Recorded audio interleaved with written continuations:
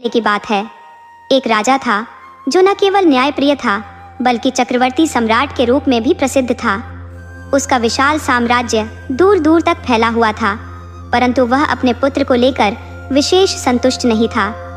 राजा को अपने पुत्र की बुद्धिमत्ता पर संदेह था और उसे नासमझ और आलसी मानता था।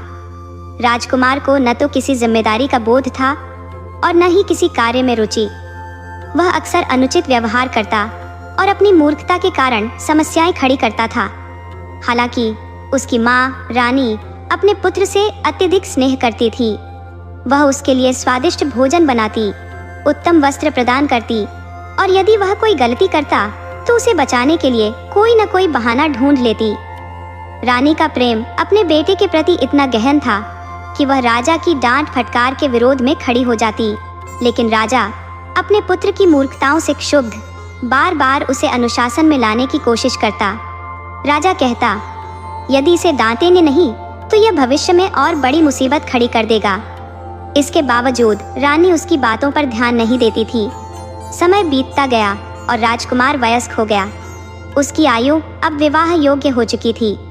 रानी ने राजा से आग्रह करना शुरू किया कि उनके पुत्र के लिए किसी सुयोग्य राजकुमारी की खोज की जाए, लेकिन राजा अपने पुत्र की मूर्खताओं और आलस्य से अत्यधिक शर्मिंदा रहता। उसे यह चिंता सताती कि ऐसा पुत्र किसी जिम्मेदारी को कैसे निभाएगा। अब रानी के दिल में यह ख्याल आ गया था कि चाहे जो भी हो, उसका बेटा शादी के काबिल है, लेकिन राजा की परेशानी यह थी कि वह अपने बेटे के गैर जिम्मेदार स्वभाव को देखकर किसी राजकुमारी को उसके साथ जोड़ने में संकोच करता था। रानी की नज़र में उसका बेटा किसी हीरे से कम नहीं था, जबकि राजा के लिए वह एक ऐसा पत्थर था जो तराशने पर भी निखर नहीं सकता था। कभी कभी राजकुमार ऐसे हास्यास्पद और मूर्खतापूर्ण काम करता था जो राजा के लिए गहन शर्मिंदगी का कारण बन जाते। राजा ने मन ही मन ठान लिया था कि वह अपने पुत्र का विवाह नहीं करेगा।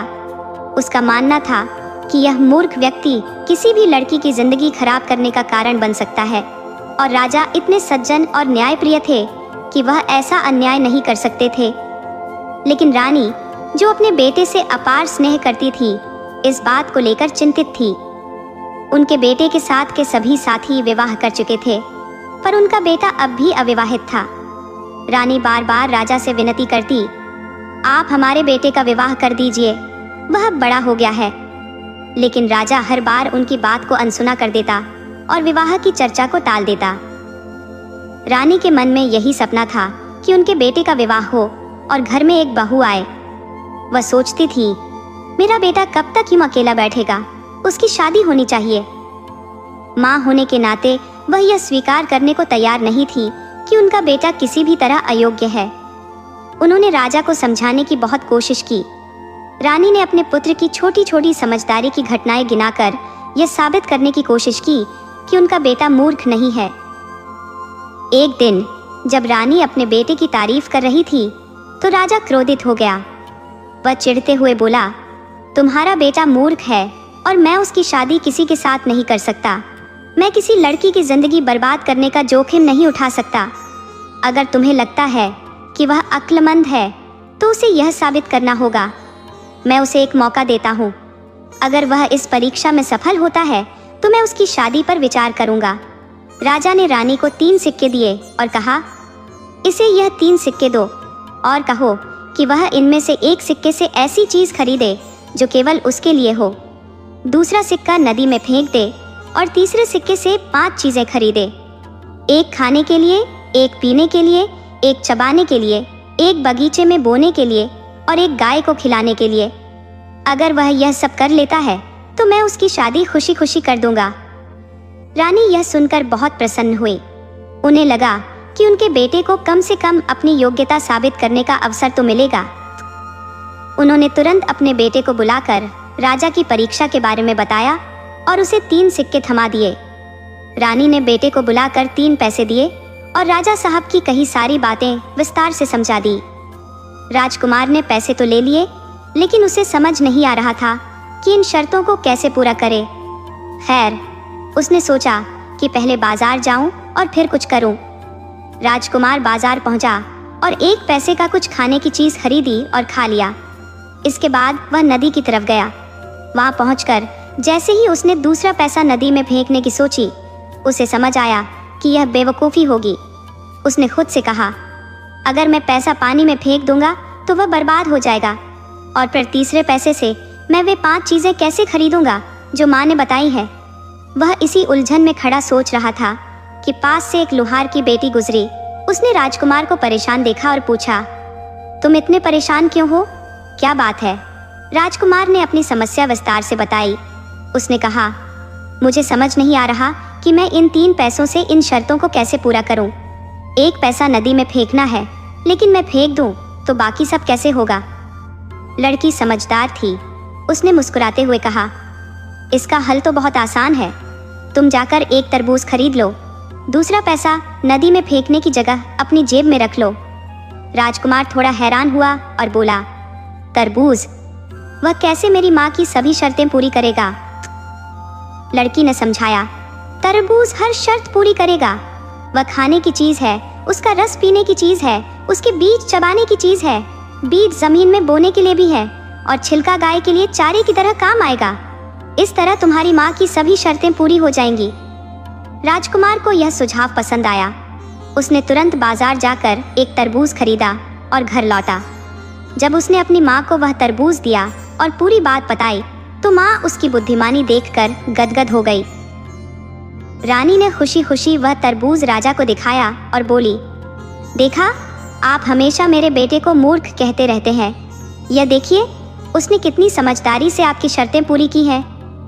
राजा ने तरबूज देखा और हैरान होकर बोला, यह यकीन करना मुश्किल है कि यह काम उसी मूर्ख ने किया है।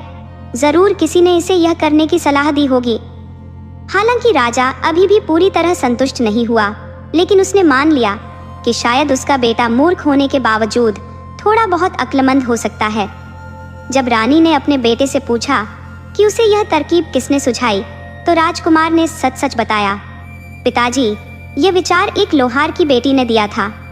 यह सुनते ही राजा ने तुरंत कहा, मैंने पहले ही कहा था कि यह तुम्हारा काम नहीं है। तुम तो बिल्कुल मूर्ख हो। खैर, अगर तुम्हारी माँ यही चाहती है तो हम तुम्हारी शादी करवा देंगे, लेकिन तुम्हारी शादी उसी होशियार लोहार की बेटी से होगी जिसने तुम्हारी मदद की है। रानी ने इस प्रस्ताव को खुशी खुशी स्वीकार कर लिया और बोली, यह तो सबसे अच्छा होगा।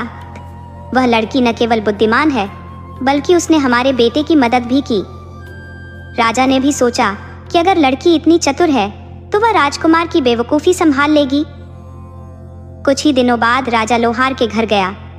जब उसने वहां पहुंचकर दरवाज़ा खटखटाया तो लोहार की बेटी ने ही दरवाज़ा खोला। राजा ने पूछा, बेटी, क्या घर में कोई है या तुम अकेली हो?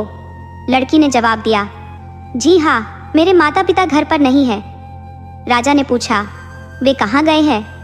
लड़की बोली, मेरे पिता एक कौड़ी का लाल खरीदने गए हैं और मेरी माँ शब्द बेचने गई है, लेकिन वे जल्दी ही लौट आएंगे। तब तक आप अंदर आकर उनका इंतजार कर सकते हैं। लड़की की बात सुनकर राजा थोड़ा हैरान हुआ और सोचने लगा, ये लड़की तो सचमुच बहुत समझदार है। इसके शब्दों में छिपे अर्थों को समझना हर किसी के बस की बात नहीं। फिर उसने लड़की से पूछा, यह कौड़ी का लाल और शब्द बेचने का क्या मतलब है?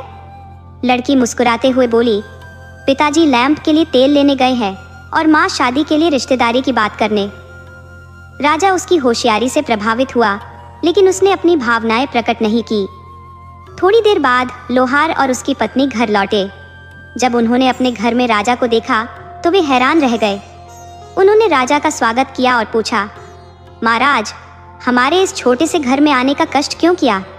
राजा ने कहा, मैं अपने बेटे के लिए आपकी बेटी का हाथ मांगने आया हूँ। लोहार और उसकी पत्नी तो खुशी से फूले नहीं समाये। उन्होंने तुरंत इस रिश्ते के लिए हामी भर दी। आखिर कौन पिता नहीं चाहेगा कि उसकी बेटी रानी बने। शादी की तारीख तय हो गई।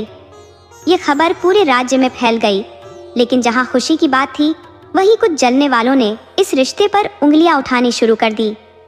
कुछ लोग कहने लगे, राजा अपने बेटे की शादी अपने से नीची जाति के घर में करवा रहा है, ये गलत है। कुछ विरोधियों ने तो राजकुमार को बरगलाना भी शुरू कर दिया। उन्होंने उससे कहा, अगर तुम उस लोहार की बेटी से शादी करोगे तो तुम्हारी बेइज्जती होगी।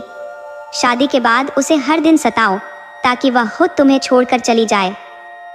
राजकुमार मूर्ख तो था ही, उसने उनके कहे पर विश्वास कर लिया और सोचा कि वे सही कह रहे हैं।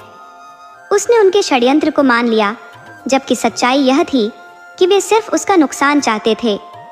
अब देखना यह था कि क्या राजकुमार इस साजिश का शिकार होगा या लोहार की चतुर बेटी अपनी समझदारी से इस कहानी को नया मोड़ देगी। अब वह अपने कानों में डाली गई बातों को मन में बैठा चुका था और राजकुमार उन्हीं बातों को हकीकत मानकर उसी के अनुरूप आचरण करने लगा। उसने लोहार से जाकर कहा वही सब जो उसे दूसरों ने कहने को उकसाया था। लोहार ने जब ये सुना तो उसके होश उड़ गए। परेशान होकर उसने ये सब अपनी बेटी को बताया। बेटी ने यह सुनते ही अपने पिता से निवेदन किया कि उस व्यक्ति से किसी भी प्रकार का रिश्ता न जोड़ें। उसने साफ कहा, ऐसी शादी से बेहतर है न करना जिसमें पति अपनी पत्नी को जीवन भर दुर्व्यवहार से पीड़ित रखे। पिता ने अपनी बेटी को बहुत समझाने की कोशिश की, लेकिन वह अपने फैसले पर अड़िग रही। उसने पिता से कहा, आप चिंता न करें, यह साफ है कि कुछ नीच लोगों ने उसे ऐसी बातें कहने को मजबूर किया होगा। आप यह यकीन रखें कि वह ऐसा कुछ नहीं करेगा। शब्द और कर्म में बहुत फर्क होता है। शादी की तारीख नजदीक आई और विधिवत रस्मों के साथ विवाह संपन्न हुआ। दुल्हन ससुराल पहुंची और शादी की पहली रात जब सब गहरी नींद में थे, दूल्हा उठा। उसने सोचा कि उसकी पत्नी सो रही है और उसने एक जूता उठाकर उसे मारने की कोशिश की, मगर उसकी पत्नी सतर्क थी। उसने तुरंत आंखें खोल दी और शांत स्वर में कहा, आज की रात यह न करें, यह अपशगुन होगा। अगर आपको यह करना ही है तो कल कर लेना, लेकिन आज शादी की पहली रात में झगड़ा उचित नहीं। दूल्हे ने इस बात को मान लिया, लेकिन अगली रात उसने फिर वही करने की ठानी। इस बार उसकी पत्नी ने कहा, पहले हफ्ते में पति पत्नी का झगड़ना बड़े दुर्भाग्य की बात है। मैं जानती हूँ आप बुरे नहीं हैं, कृपया इस काम को 8वें दिन के लिए स्थगित कर दें, उसके बाद आप चाहे जो करें। इस बार भी उसने उसकी बात मान ली। हालांकि 7वें दिन मुसलमान रीति रिवाज के अनुसार दुल्हन को मायके जाना था। इस बीच राजकुमार के मित्रों ने उसे समझाया, तुम तो पूरे बेवकूफ बन गए हो, हमें उम्मीद नहीं थी कि तुम इस तरह बदल जाओगे। राजकुमार की पत्नी ने इस पूरे घटनाक्रम को ध्यान में रखते हुए अपने पति राजा से कहा, अब समय आ गया है कि हमारे बेटे को अपने दम पर खड़ा होने दिया जाए। उसे व्यापार में हाथ आजमाने भेज दीजिए। राजा पहले इस पर सहमत नहीं हुआ। उसने कहा, उसे धन और अधिकार देना समझदारी नहीं होगी, वह सब बर्बाद कर देगा। लेकिन रानी ने उसे समझाते हुए कहा, यही तो तरीका है उसे परिपक्व बनाने का। यदि वह धन कमाएगा तो उसकी कीमत समझेगा, और यदि सब खोकर लौटेगा तो वह भविष्य में और समझदारी से व्यवहार करेगा। यह अनुभव हमारे लिए भी लाभकारी होगा। अंततः राजा अपनी पत्नी की बात मान गया और राजकुमार को व्यापार के लिए दूर भेज दिया। अब उसने वो सारी बातें अपने दिल और दिमाग में बसा ली जो उसे लोगों ने कही थी। उसके बाद राजकुमार ने उन्हीं के मुताबिक काम करना शुरू कर दिया। वह लोहार के पास गया और वह सब कह दिया जो लोग उसे बोलने के लिए कह गए थे। यह सुनकर लोहार सख्ते में आ गया। उसने सारी बात अपनी बेटी को बताई कि राजा के बेटे ने उससे क्या कहा है। बेटी ने पिता से विनती की कि उस आदमी से किसी भी तरह का नाता न रखे। उसने कहा, ऐसी शादी से बेहतर है न करना जिसमें पति पत्नी के साथ ऐसा व्यवहार करे जैसे वह कोई अपराधी हो। पिता ने अपनी बेटी को बहुत समझाया, लेकिन बेटी अडिग रही। उसने पिता को आश्वस्त किया और कहा, पिताजी, आप बिल्कुल फिक्र न करें। साफ है कि कुछ गिरा हुआ लोगों ने उसे ऐसी बातों के लिए उकसाया होगा, लेकिन जो कहा गया वह कभी सच नहीं होगा। शब्द और कर्म में बड़ा अंतर होता है। आखिरकार तय तारीख पर पूरे धूमधाम से शादी हो गई और दुल्हन विदा होकर महल आ गई। पहली रात जब सारा महल गहरी नींद में था, दूल्हा उठ खड़ा हुआ। उसने सोचा कि उसकी पत्नी सो रही है और एक जूता उठाकर उसे मारने की कोशिश करने लगा, लेकिन उसकी पत्नी सजग थी। उसने तुरंत आंखें खोल दी और शांति से कहा, देखिए, आज की रात यह मत कीजिए। पहली रात को झगड़ा और अशांति अशुभ मानी जाती है। यदि आप ऐसा करने पर तुले हैं तो कल कर लीजिए, लेकिन आज की रात शांत रहिए। दूल्हा उसकी बात मान गया, लेकिन अगली रात फिर वही करने की सोचने लगा। इस बार पत्नी ने कहा, पहले हफ्ते में पति पत्नी का आपस में अपमान करना बहुत बड़ा अपशगुन माना जाता है। मैं जानती हूँ कि आप मेरी बात सुनेंगे। इस काम को 8वें दिन के लिए टाल दीजिए, उसके बाद आप जैसा चाहें कर सकते हैं। राजकुमार ने उसकी बात मान ली। 7वें दिन मुसलमान रीति रिवाजों के अनुसार दुल्हन को मायके जाना था। इसी दौरान राजकुमार के दोस्तों ने उसे छेड़ते हुए कहा, अरे उसने तुम्हें भी अपना कायल बना दिया, हमें नहीं पता था कि तुम इतने बदल जाओगे। उधर राजकुमार की पत्नी अपने पति के भविष्य को लेकर चिंतित थी। उसने राजा से कहा, अब समय आ गया है कि उसे अपने दम पर खड़ा होने का मौका दिया जाए। उसे थोड़ा धन और कुछ सामान देकर व्यापार के लिए बाहर भेज दीजिए। राजा ने पहले इनकार किया और कहा, उसे कुछ देना मतलब उसे बर्बादी के रास्ते पर धकेलना है। लेकिन रानी ने धैर्यपूर्वक समझाया, यदि वह कमाएगा तो धन का मूल्य समझेगा, और यदि सब कुछ खोकर लौटेगा तो वह परिपक्वता और अनुभव के साथ आगे बढ़ेगा। यह हर हाल में हमारे लिए लाभकारी होगा। आखिरकार राजा ने उसकी बात मान ली और राजकुमार को व्यापार के लिए दूर भेज दिया। राजा ने अपने पुत्र को बुलाकर कुछ धनराशि और सामान सौंपा तथा उसे व्यापार हेतु एक दूरस्थ प्रदेश जाने का आदेश दिया। राजकुमार अपने अनुचरों के संग एक लंबे काफिले के साथ यात्रा पर निकल पड़ा। उनका काफिला अभी राज्य की सीमा को पार कर दूसरे राज्य में ही पहुंचा था कि वे एक विशाल और घने बगीचे के पास से गुजरे। उस बगीचे के चारों ओर ऊंची दीवारें खींची हुई थी। राजकुमार ने जिज्ञासावश पूछा, यह कौन सी जगह है? नौकरों से अंदर जाकर देखने को कहा। जब वे लौटे तो उन्होंने बताया, 4 दीवारी के भीतर एक विशाल उद्यान है और उसमें एक भव्य इमारत है। जिज्ञासा से प्रेरित होकर राजकुमार स्वयं उस बगीचे के भीतर चला गया। वहां उसने एक सुंदर युवती को देखा जिसने उसे जुआ खेलने के लिए आमंत्रित किया। वह युवती अत्यंत चतुर और चालाक जुआरी थी। उसे ऐसी सभी तरकीबें आती थी जिनसे वह अपने विरोधी का सर्वस्व हड़प ले। उसकी एक अनोखी चाल यह थी कि खेलते समय वह एक बिल्ली साथ रखती थी जिसे उसने विशेष रूप से प्रशिक्षित किया था। जब भी वह हारने लगती, बिल्ली को इशारा करती जो जाकर दीपक बुझा देती और अंधेरा छा जाता। इसी चालाकी से उसने राजकुमार को भी हराया। उसने राजकुमार का सारा धन, सामान, अनुचर, यहाँ तक कि स्वयं राजकुमार को भी जुए में जीत लिया। जब राजकुमार के पास कुछ भी शेष नहीं रहा तो उसे कैद खाने में डाल दिया गया, जहाँ उसका बड़ा बुरा हाल हुआ। वह अपनी इस दुर्दशा पर ईश्वर से विनती करने लगा, हे भगवान, या तो मुझे यहाँ से मुक्त कर दो या इस संसार से उठा लो। एक दिन उसने जेल के द्वार के सामने से गुजरते हुए एक व्यक्ति को देखा। राजकुमार ने उसे पुकारा और पूछा, तुम कहाँ से आए हो और किस देश के हो? उस व्यक्ति ने जवाब दिया कि वह उसी देश से आया है जिसका राजा राजकुमार का पिता है। यह सुनकर कैद राजकुमार ने उस व्यक्ति से कहा, यदि तुम मुझ पर एक उपकार कर सको तो इन 2 चिट्ठियों को मेरे पिता और मेरी पत्नी तक पहुंचा देना। जब तक इस युवती का कर्ज नहीं चुकाया जाता, मैं यहाँ से मुक्त नहीं हो सकता। यदि तुम मेरी मदद करोगे तो मैं इसे जीवन भर नहीं भूलूंगा। वह व्यक्ति राजी हो गया और चिट्ठियां लेकर अपने रास्ते पर चल पड़ा। उसने अपने पिता को लिखी चिट्ठी में अपनी पूरी कहानी का उल्लेख किया और अपनी पत्नी को दी। चिट्ठी में उसने लिखा कि उसने भारी मुनाफा कमाया है और अब वह जल्दी ही घर लौटेगा और जैसे उसने पहले कहा था वैसे ही अपनी पत्नी को सजा देगा। जब वह व्यक्ति अपने काम को पूरा करके देश लौटा तो दोनों चिट्ठियां पढ़ने लिखने में अक्षम थे। नतीजतन उसने गलती से पिता की चिट्ठी पत्नी को और पत्नी की चिट्ठी पिता को दे दी। पिता ने खुश होकर चिट्ठी पढ़ी, मगर यह सोचने पर मजबूर हो गया कि उसकी बहू को क्यों चिट्ठी भेजी गई और बेटे ने अपनी पत्नी को पीटने की बात क्यों लिखी थी। वहीं जब राजकुमार की पत्नी ने अपनी चिट्ठी पढ़ी तो वह बहुत दुखी हुई। उसे यह समझ में नहीं आया कि उसके पति ने अपने पिता को क्यों लिखा था और वह चिट्ठी उसे क्यों नहीं लिखी थी। यह उलझन बढ़ गई और वह अपने ससुर के पास जाकर चिट्ठी की स्थिति बताई।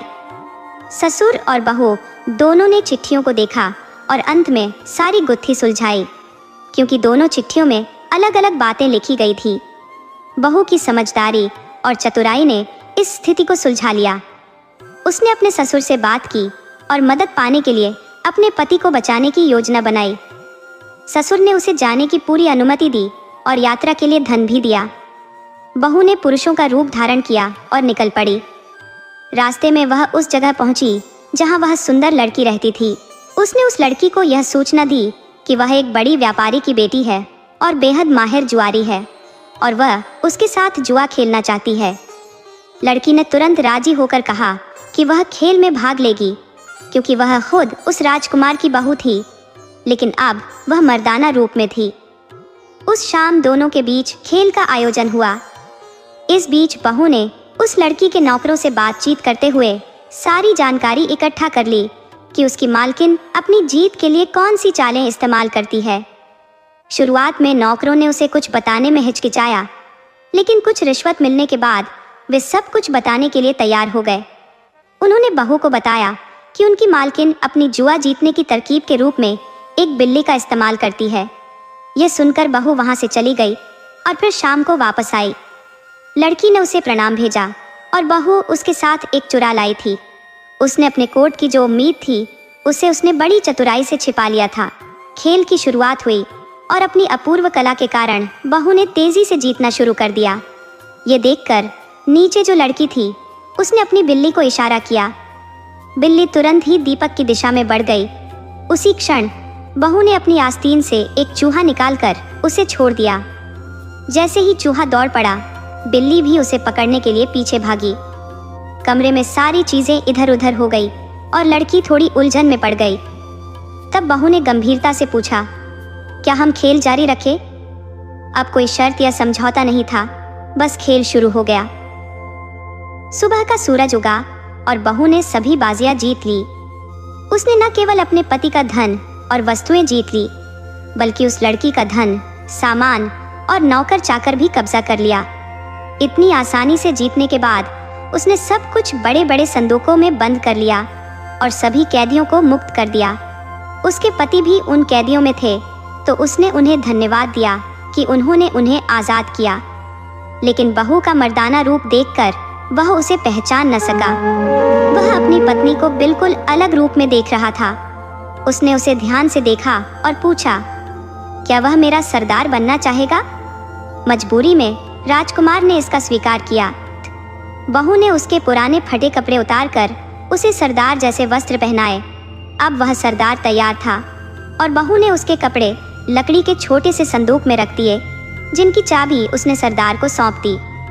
बाकी का सामान और चाबियां अपने पास रखते हुए बहू ने कहा कि वह जरूरी काम के लिए अलग दिशा में जाएगी और उसने सरदार से कहा कि वह सीधा शहर जाए और सभी वस्तुएं सुरक्षित रखे।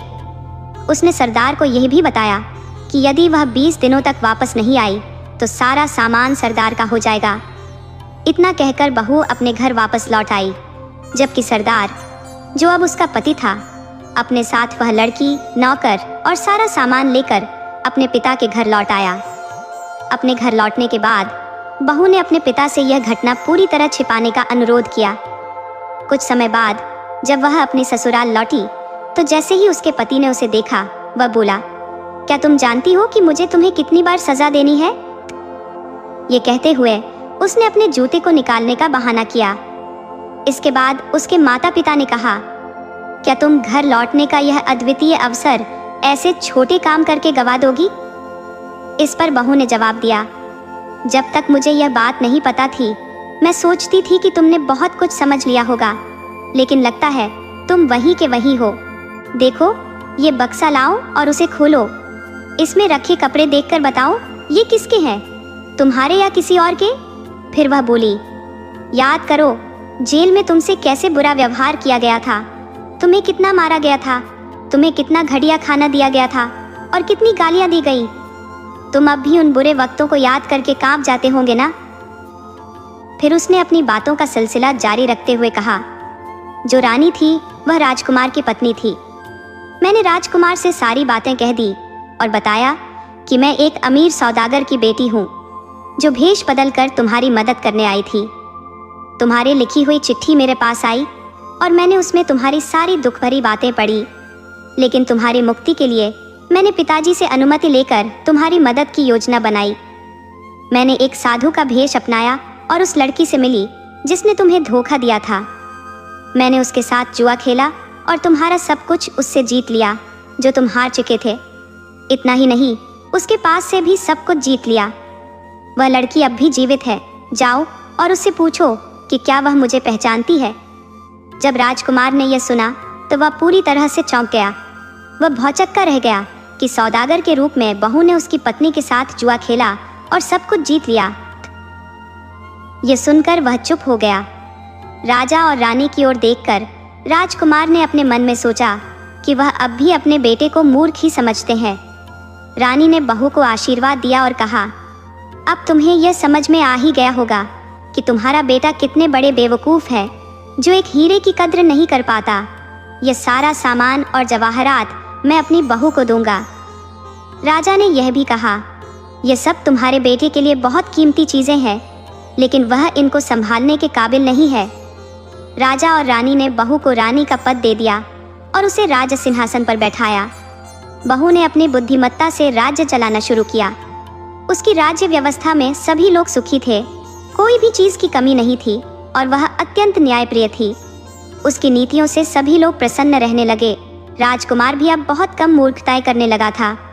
वह रानी के आदेशों का पालन करता और समझ जाता कि क्या करना है। दोस्तों, अगर आपको हमारी कहानी पसंद आई हो तो कृपया हमारे चैनल को लाइक करें, सब्सक्राइब करें और शेयर करें। राधे राधे।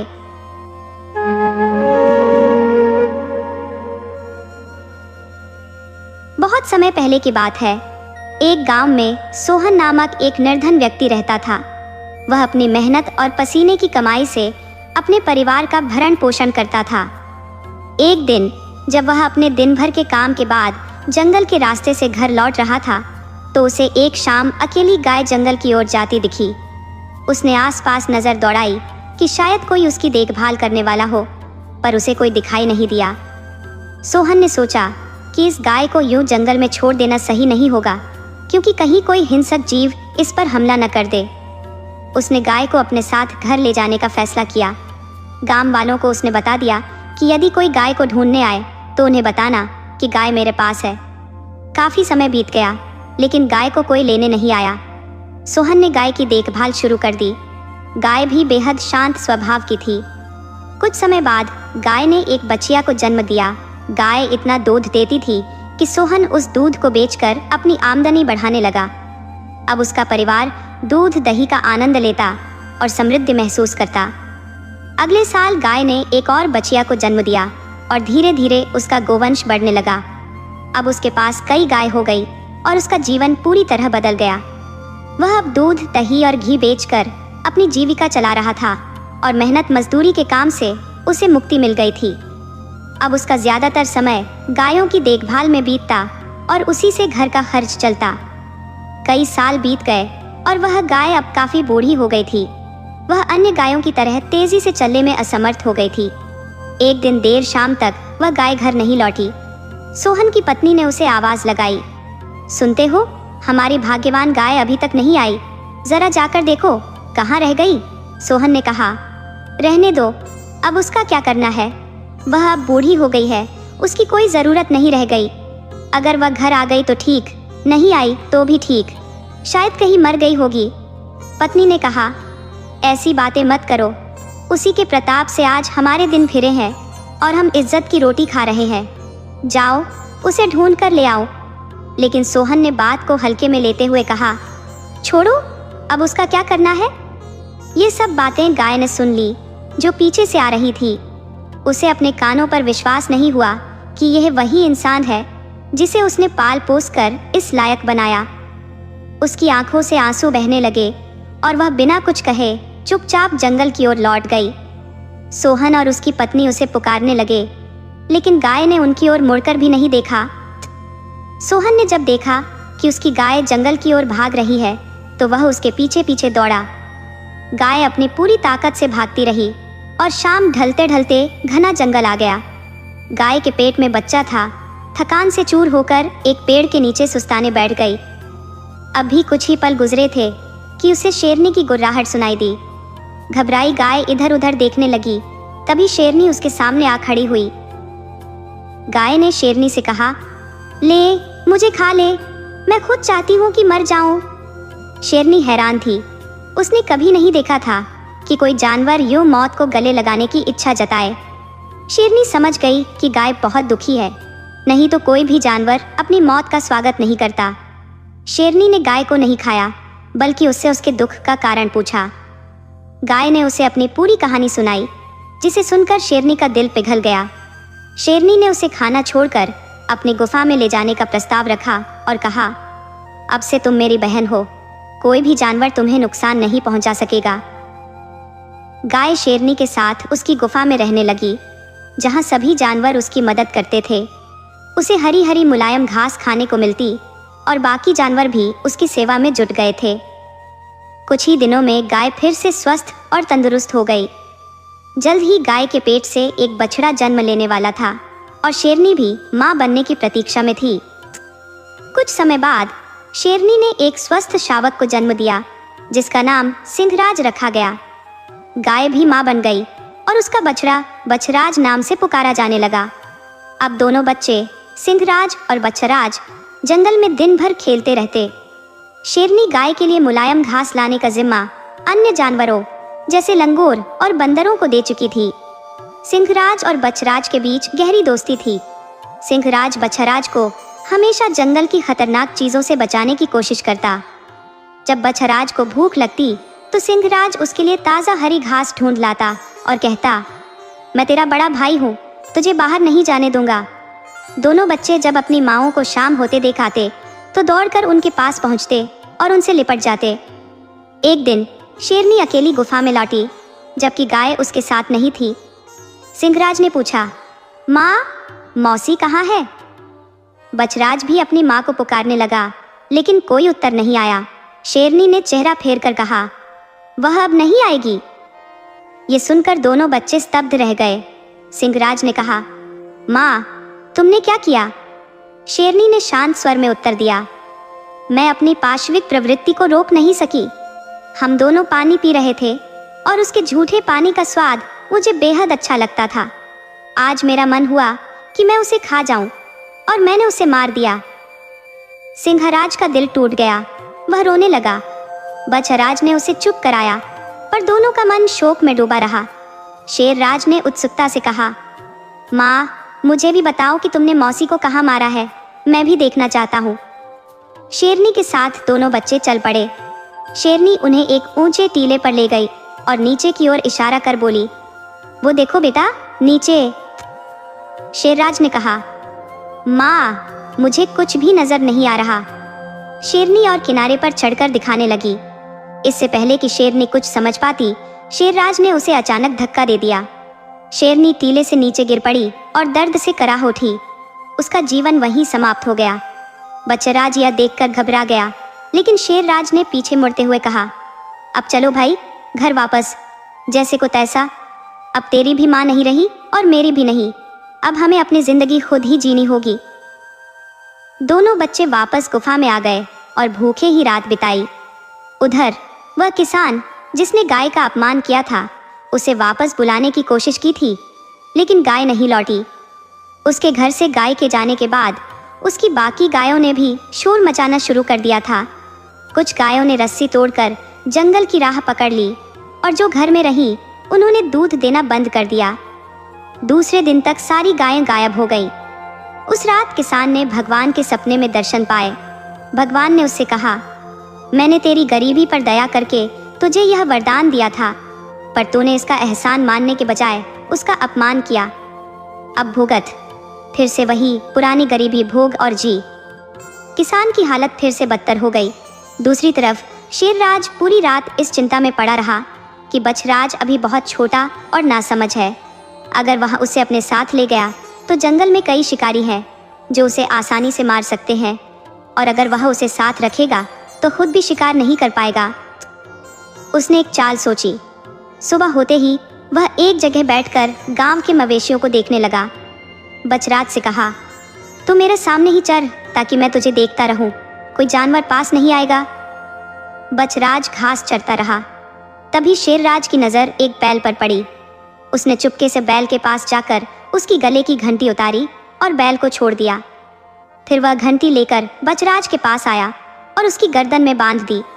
शेरराज ने कहा, देख बचराज, मैं हर समय तेरे साथ नहीं रह सकता, मुझे भी शिकार करना होता है, इसलिए जब तक तू छोटा है ये घंटी तेरी रक्षा करेगी। जब भी तुझे कोई खतरा महसूस हो घंटी बजा देना, मैं तुरंत आ जाऊंगा।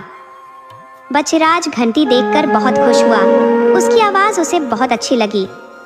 घंटी उसके लिए एक खिलौने जैसी बन गई। शेरराज ने उसे समझाकर शिकार पर निकलने का इरादा बनाया, लेकिन बचराज कहाँ मानने वाला था। थोड़ी ही देर में वह घंटी से खेलने लगा, उछल उछल कर उसे बजाने लगा। जैसे ही शेरराज ने घंटी की आवाज़ सुनी, वह दौड़ता हुआ वापस आया। उसने देखा कि बचराज खेल रहा था। शेरराज ने उसे डांटते हुए कहा, ऐसा मत किया कर, मेरी जान निकल गई थी, मुझे लगा तुझ पर कोई खतरा आ गया है। बचराज मासूम बनकर बोला, भैया अब मैं नहीं करूँगा। शेरराज फिर जंगल की ओर चल पड़ा और शाम को वापस आकर बचराज के लिए ढेर सारी ताज़ा घास लाया। अगली सुबह शेरराज ने उसे समझाकर फिर शिकार पर निकला। उसे एक हिरण दिखाई दिया। वह दबे पांव उसके पास पहुंचा और झपटने ही वाला था कि अचानक घंटी की आवाज़ उसके कानों में गूंजी। वह चौंक गया और तुरंत गुफा की ओर दौड़ा। जब वह गुफा के पास पहुंचा तो देखा कि बचराज फिर से खेल रहा था, घंटी बजाते हुए। शेरराज ने अपने मन को शांत करते हुए बचराज को समझाया, ऐसा मत किया करो, और फिर शिकार पर निकल गया। अभी कुछ ही दूर गया था कि घंटी की आवाज़ सुनाई दी और वह फिर भागता हुआ वापस आया।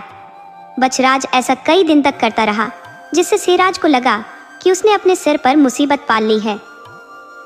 जब वह अगले दिन फिर शिकार पर निकला, उसने बचराज को सख्त लहजे में समझाया, बेवजह घंटी मत बजाना। पर जैसे ही वह थोड़ी दूर गया, घंटी फिर से बज उठी। शेरराज ने उसे डांटा और फिर से शिकार पर चला गया। कुछ समय बाद फिर वही घंटी की आवाज़ आने लगी। इस बार शेरराज ने सोचा कि बचराज फिर से खेल रहा होगा। घंटी लगातार बजती रही, लेकिन शेरराज ने इसे नज़रअंदाज कर दिया, ये मानते हुए कि बचराज उसे तंग करने के लिए ऐसा कर रहा है। काफ़ी देर बाद जब घंटी बजनी बंद हो गई तो शेरराज को अजीब सी बेचैनी होने लगी। वह दौड़ता हुआ वापस गुफा की ओर भागा और जैसे ही वह पहुंचा, उसकी सांसें थम सी गईं। गुफा के सामने बचराज की निर्ममता से हत्या कर दी गई थी और 4 जल्लाद उसे काट रहे थे। शेरराज को देखकर वे जल्लाद हक्के बक्के रह गए, पर शेरराज ने उन्हें मारने के बजाय रोना शुरू कर दिया। फिर उसने रोते हुए जल्लादों से कहा, ये मेरा भाई था और तुमने इसे मारकर बहुत बड़ा पाप किया है। जो अब अगर इस पाप से मुक्ति चाहते हो तो लकड़ियां इकट्ठी करो और यहाँ एक चिता तैयार करो। जल्लादों ने वैसा ही किया जैसा शेरराज ने कहा। जब चिता तैयार हो गई तो शेरराज ने बचराज के शव को उठाकर चिता पर रखा और चारों जल्लादों को भी जिंदा ही चिता में डाल दिया। इसके बाद शेरराज खुद भी उस चिता में कूद गया और सब कुछ जलकर भस्म हो गया। कई सालों के बाद उस जगह पर एक साधु और साध्वी आकर रहने लगे। जहाँ शेरराज, बचराज और वो 4 जल्लाद जले थे, वहाँ अब एक नींबू का पेड़ उगाया था।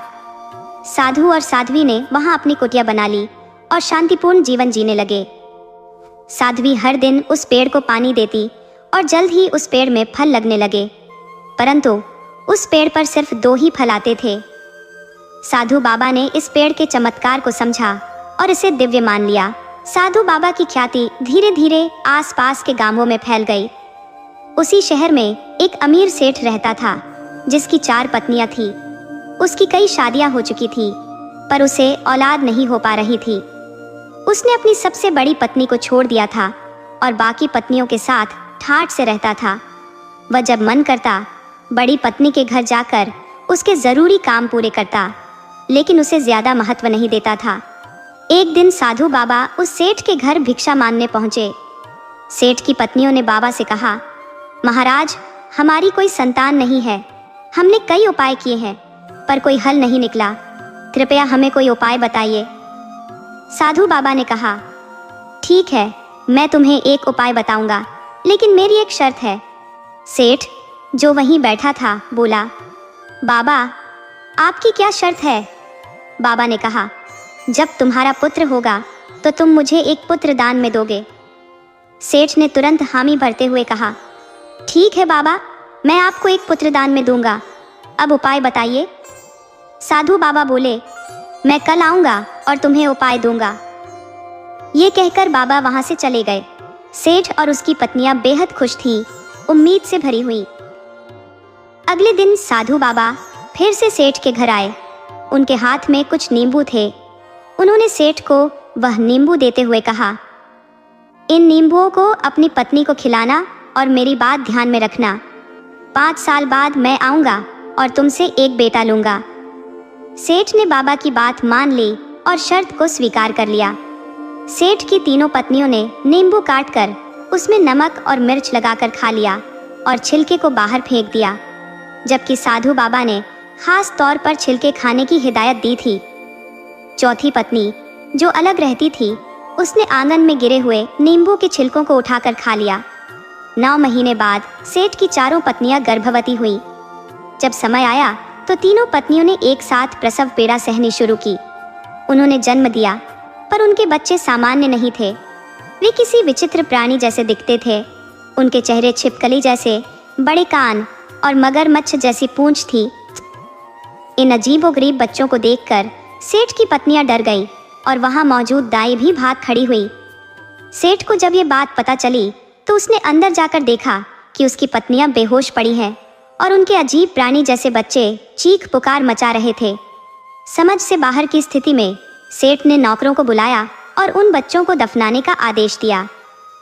तीनों बच्चे जल्द ही शांत हो गए और मर गए। उनके शवों को दफनाने के बाद सेठ की चौथी पत्नी, जिसे सबने नजरअंदाज कर दिया था, अकेले अपने बच्चों को जन्म देने के लिए जूझ रही थी। बिना किसी मदद के उसे 2 जुड़वा बेटे हुए। समय बीतता गया और दोनों लड़के 5 साल के हो गए।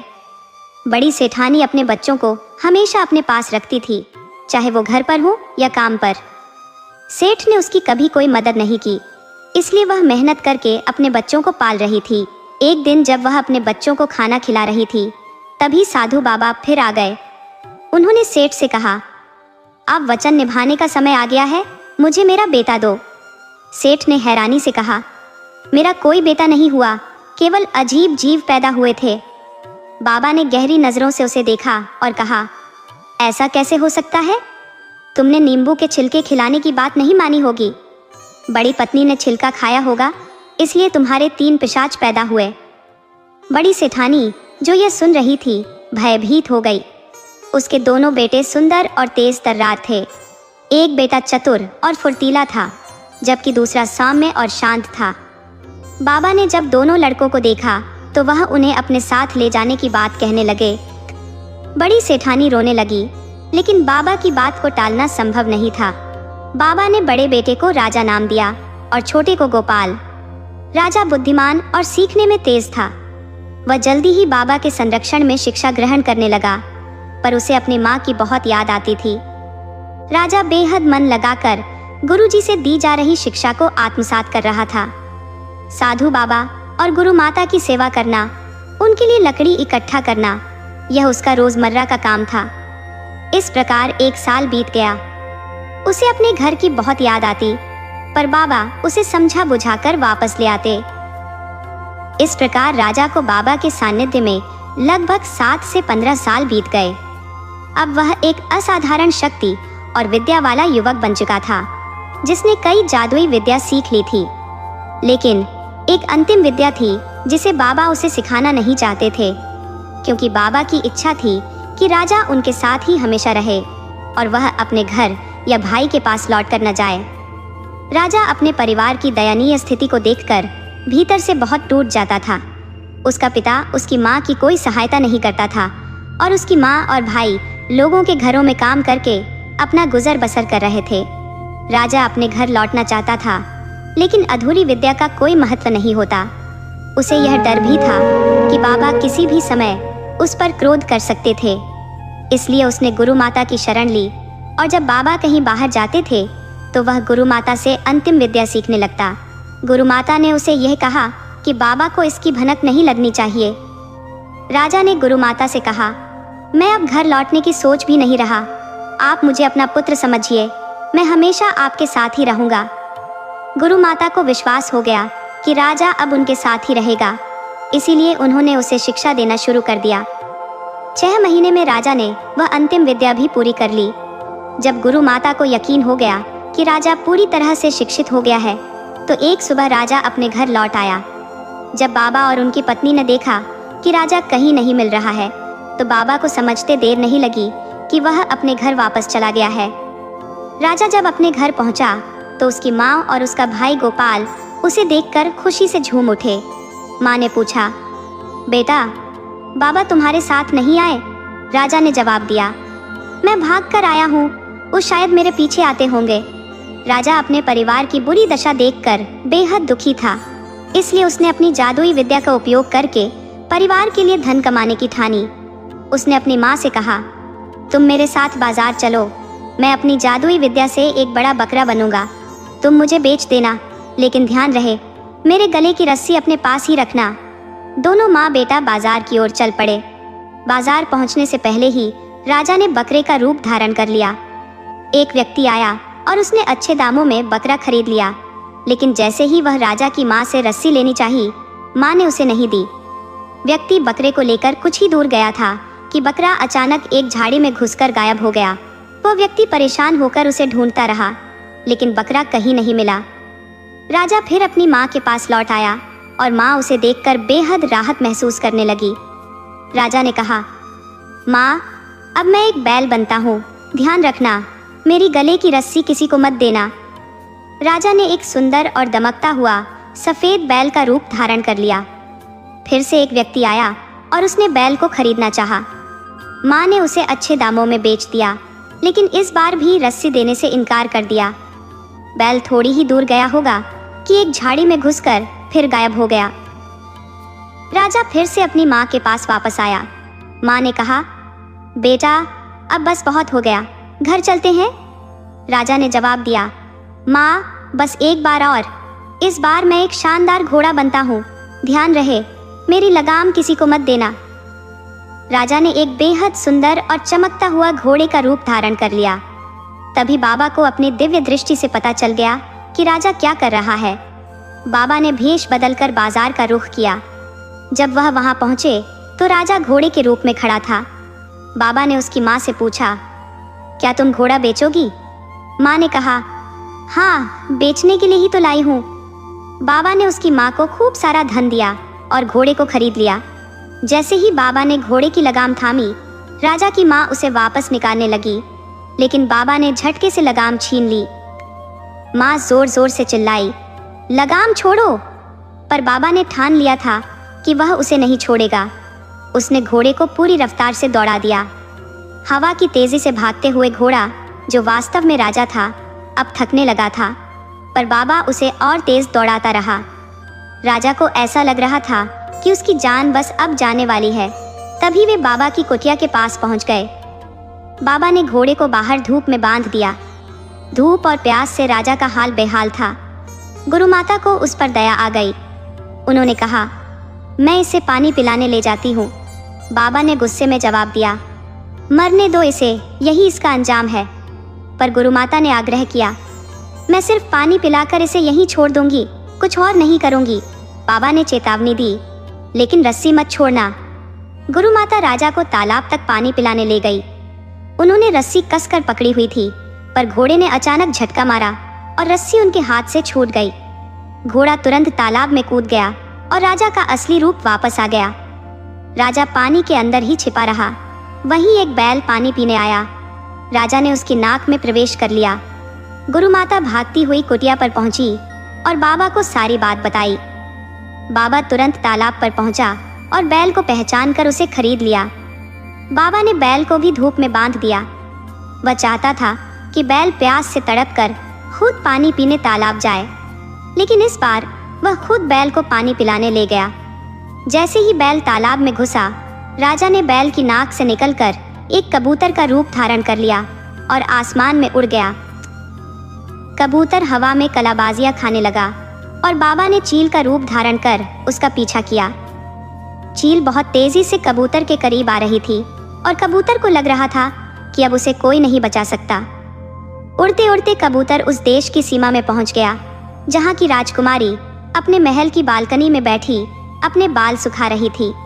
कबूतर ने एक शानदार मौका देखा और तुरंत राजकुमारी के गले का हार बन गया। चील ने जब देखा कि कबूतर हार में बदल गया है तो वह वापस लौट गया। राजकुमारी बेहद खूबसूरत थी। उसने अपने गले में पड़े सुंदर मोती के हार को देखा और हैरान रह गई। आसमान से ये हार मेरे गले में कैसे आ गया? उसने खुद से सवाल किया। वह आईने के पास गई और हार को निहारने लगी। तभी हार ने अपना रूप बदला और वह एक सुंदर युवक में तब्दील हो गया। युवक का चेहरा बेहद तेजस्वी था, जैसे जंगल का शेर अपने शिकार को घूर रहा हो। राजकुमारी डरकर चीखने वाली थी, लेकिन युवक ने उसके मुंह पर हाथ रख दिया। युवक ने अपनी कहानी बताई और राजकुमारी उसे बड़े ध्यान से सुनने लगी। वह राजा की बातें सुनकर उसकी ओर खींचने लगी।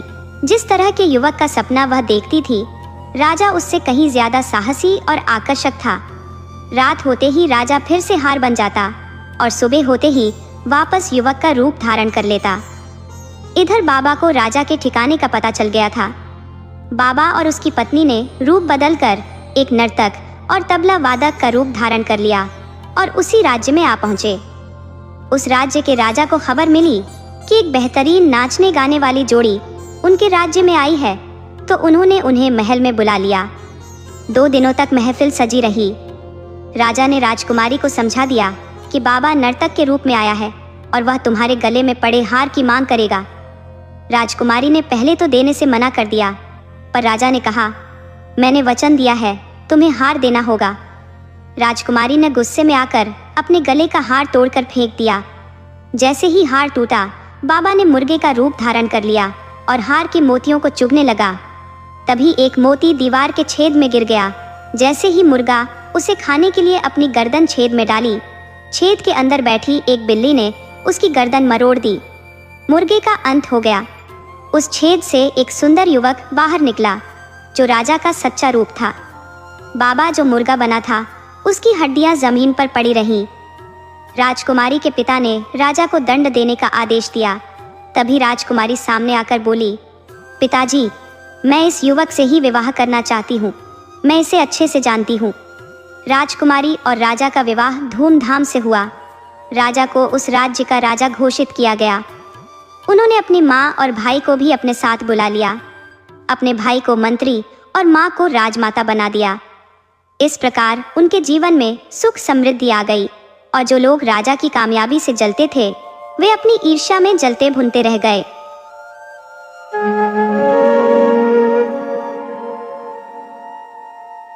बहुत समय पहले की बात है। वीरपुर नगर पर राजा वीर सिंह का शासन था। वीर सिंह एक नवयुवक राजा थे, जिनकी 3 रानियां थीं, परंतु अब तक संतान का सुख उन्हें प्राप्त नहीं हुआ था। एक दिन सुबह सुबह राजा वीर सिंह शिकार पर निकले और अपने घोड़े पर सवार होकर जंगल की ओर बढ़ चले। जंगल में पहुंचते ही उनकी नज़र एक बुजुर्ग महिला पर पड़ी, जो खेत की मेड़ पर बैठी मूंज की पत्तियों को काट रही थी। राजा के मन में सवाल उठा कि यह वृद्धा इस निर्जन जंगल में क्या कर रही है। उत्सुकता के चलते वह घोड़े से उतरकर उस वृद्धा के पास पहुंचे।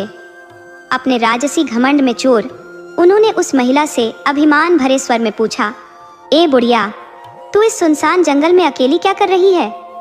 बुजुर्ग महिला ने राजा की ओर देखकर मुस्कुराते हुए कहा, बेटा, मैं जोड़ियां बना रही हूँ और बिछड़वा रही हूँ। किसी को मिला रही हूँ तो किसी को अलग कर रही हूँ। यही मेरा काम है। राजा वीर सिंह, जो अब भी कुछ समझ नहीं पाए थे, ने कहा, बुढ़िया, साफ साफ बता, तेरा असल मतलब क्या है? तब वृद्धा ने धीरे धीरे समझाते हुए कहा, बेटा, मैं इस संसार के लोगों की जोड़ियां बनाती हूँ। किसी को जीवन साथी के रूप में मिला रही हूँ तो किसी की जोड़ी अलग कर रही हूँ। ये संसार का नियम है। जो साथ आते हैं वे एक दिन बिछड़ भी जाते हैं। राजा, जो अब तक अपने गर्व में मग्न थे, बोले, तो जब तेरा काम जोड़ियां बनाना है तो मेरी जोड़ी भी तूने बनाई होगी, है ना? बुजुर्ग महिला ने मुस्कान छिपाते हुए उत्तर दिया, हाँ बेटा, तेरी भी जोड़ी बनाई है। राजा, जो पहले से विवाहित थे, अपने गर्व के वश में आकर बोले, अच्छा, ये तो बता, मेरी जोड़ी किसके साथ बनाई है? वृद्धा अब समझ चुकी थी कि राजा वीर सिंह अपने राजा होने के अहंकार में इस प्रकार का प्रश्न कर रहे थे। वह भीतर ही भीतर सोचने लगी, ये राजा अपने वैवाहिक जीवन के बावजूद मेरी जोड़ी बनाने की बात कर रहा है। इसके घमंड का कुछ उपचार करना ही होगा। इसने मेरे साथ मजाक किया है, इसे इसका परिणाम भुगतना ही पड़ेगा। वृद्धा ने अपनी योजना मन ही मन बना ली और बोली, राजा, तेरी जोड़ी बनाई तो है, परंतु इसका परिणाम तू स्वयं देखेगा। ए राजा, तूने मुझसे पूछा कि तेरी जोड़ी किससे बनाई है, तो सुन, तेरी जोड़ी मैंने तेरी खुद की बेटी से बनाई है, जो तेरी पटरानी से जन्म लेगी। जैसे तूने मेरे साथ मजाक किया, वैसा ही मजाक तुझ पर वापस कर दिया। ये सुनते ही राजा के पैरों तले जमीन खिसक गई और वो बेमाता से अपने की के लिए क्षमा मांगने लगा। राजा ने विनती की, मुझे इस श्राप से मुक्त कर दे। बेमाता बोली, हे राजा, तू राजा है, तेरे लिए कुछ भी असंभव नहीं है ना? फिर जा, देख ले कि क्या कर सकता है। मेरा वचन कभी झूठा नहीं हो सकता, परंतु यदि तेरे पास कोई शक्ति है तो उसे आजमाने में स्वतंत्र है। इतना कहकर बेमाता अपने कार्य में व्यस्त हो गई। राजा वीर सिंह, जो शिकार खेलना ही भूल गया था, अब गहरे दुख में डूबा हुआ अपने महल की ओर लौट आया। महल में पहुंचते ही राजा अपनी पटरानी चंद्रलेखा के पास पहुंचा, लेकिन उदासी उसके चेहरे पर स्पष्ट थी। रानी ने राजा की दयनीय दशा को देखा और चिंता में डूबी बोली, महाराज, क्या बात है? आप इतने दुखी क्यों हैं? राजा वीर सिंह ने भारी मन से कहा, महारानी, मैं तुझे कैसे बताऊं? मैंने आज घमंड में आकर एक बहुत बड़ी भूल कर दी। रानी चंद्रलेखा ने सवाल किया, कैसी भूल महाराज? राजा ने फिर अपनी रानी को पूरे घटनाक्रम की विस्तार से जानकारी दी।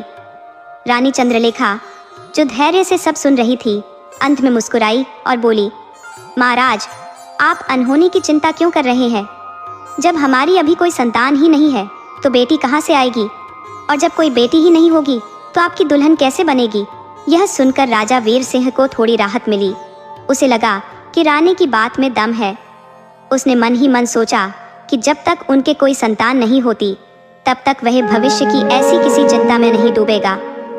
समय धीरे धीरे बीतने लगा और कुछ महीनों बाद रानी चंद्रलेखा गर्भवती हो गई।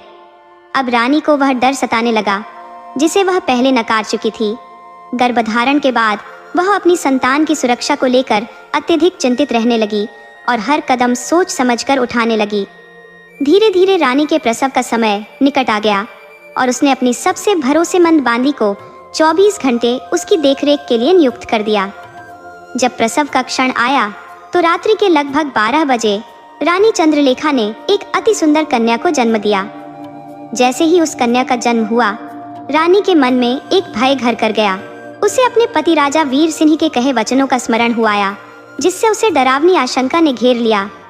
रानी ने अपनी बांदी को तुरंत आदेश दिया, इस कन्या को यहाँ से ले जाओ और कहीं दूर जंगल में इसके प्राण हर लो, इससे पहले कि यह मेरे पति के लिए अपशकुन बन जाए। इस अभागी को समाप्त कर दो। बांदी ने आदेश सुनते ही कन्या को उठाया और एक फावड़ा लेकर महल से बाहर निकल पड़ी।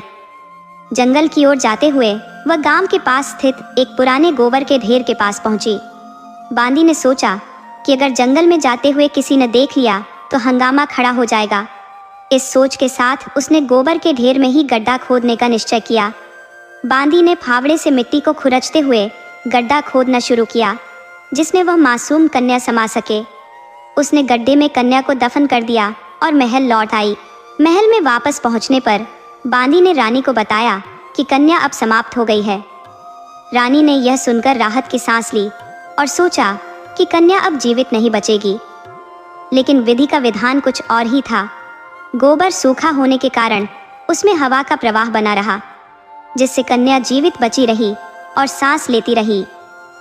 सुबह जब गोबर का मालिक, जिसे किसान ने खाद के रूप में उपयोग के लिए ठेका दिया था, वह गोबर के ढेर को हटाने के लिए कुम्हार दंपति रामो और उसकी पत्नी को बुलाया। रामो और उसकी पत्नी, जो संतानहीनता के कारण बेहद दुखी थे, गोबर के ढेर में काम करने लगे। अचानक जैसे ही उन्होंने फावड़ा चलाया, वहां से एक बच्चे के रोने की आवाज सुनाई दी। चौंक कर उन्होंने तुरंत गोबर को अपने हाथों से हटाना शुरू किया। गोबर हटाते हटाते आखिरकार वे उस मासूम बच्ची तक पहुंच गए, जो जीवित और स्वस्थ थी। रामू की पत्नी ने झट से उस बच्ची को गोद में उठा लिया और सीने से लगा लिया। जैसे ही उसने बच्ची को अपनी छाती से लगाया, उसकी छाती में दूध उतर आया और वह बच्ची को स्तनपान कराने लगी। ईश्वर की यह अद्भुत लीला, जिसने एक संतानहीन दंपति को एक कन्या का वरदान दिया, उसे एक उपहार समझते हुए दोनों पति पत्नी ने उसे अपने घर लाकर अपनी संतान के रूप में स्वीकार किया। उस कन्या का नाम किरण रखा गया और वे उसे बड़े प्रेम व स्नेह से पालने लगे। समय के साथ किरण बड़ी होने लगी और उसकी सुंदरता ने नगर के सभी बच्चों को पीछे छोड़ दिया। उसकी सुंदरता ऐसी थी कि कोई उसे देखकर मंत्रमुग्ध हुए बिना नहीं रह सकता था। समय धीरे धीरे आगे बढ़ता गया और किरण अब सयानी हो गई थी। वह अपने माता पिता के कामों में हाथ बंटाने लगी थी। जब किरण लगभग 18 वर्ष की हुई तो एक दिन वह अपने माता पिता के पालतू गधों को जंगल में चराने गई। वहीं राजा वीर सिंह, जो खेल समाप्त कर अपने महल की ओर लौट रहे थे, ने जंगल में किरण को गधों के साथ देखा। किरण की अनुपम सुंदरता ने राजा को मोहित कर लिया। उसकी छवि किसी अप्सरा से कम नहीं थी। महल पहुंचते ही राजा वीर सिंह ने अपनी महारानी चंद्रलेखा से किरण के बारे में बात की और कहा, महारानी, हमें पता लगवाओ कि वह लड़की कौन है, कहाँ रहती है और किसकी बेटी है।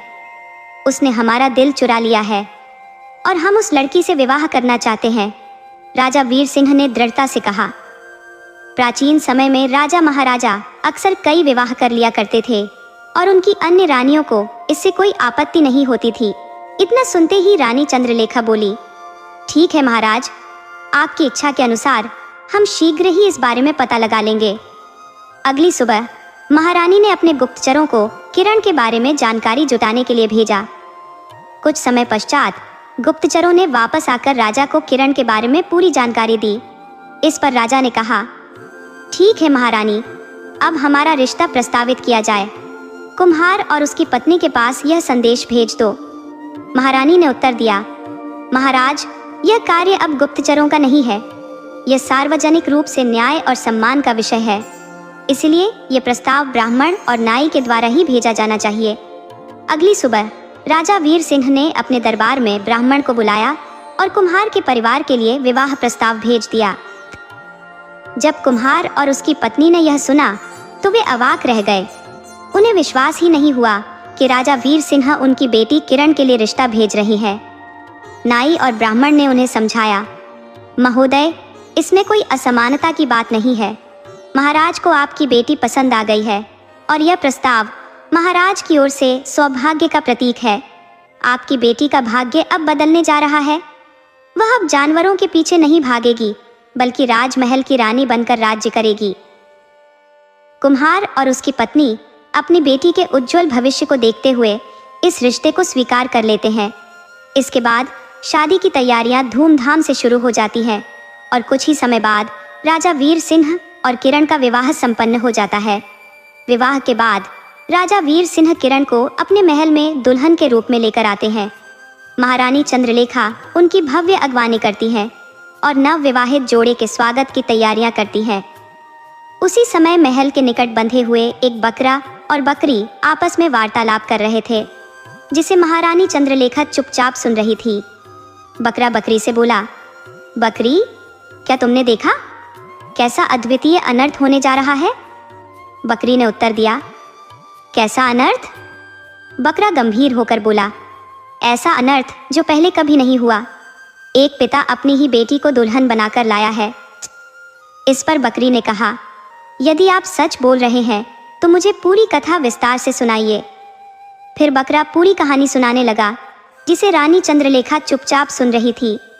बकरी ने पूरी दास्तान सुनने के बाद भगवान से प्रार्थना की, हे भगवान, अगर हम इस अनर्थ को देख और सुनकर भी जीवित हैं, तो हम आपसे प्रार्थना करते हैं कि हमारी बोलने और सोचने की शक्ति वापस ले लो, ताकि हम कोई अपराध न सोच सके, न बोल सके और हमें इस जीवन को जीने में सहजता हो।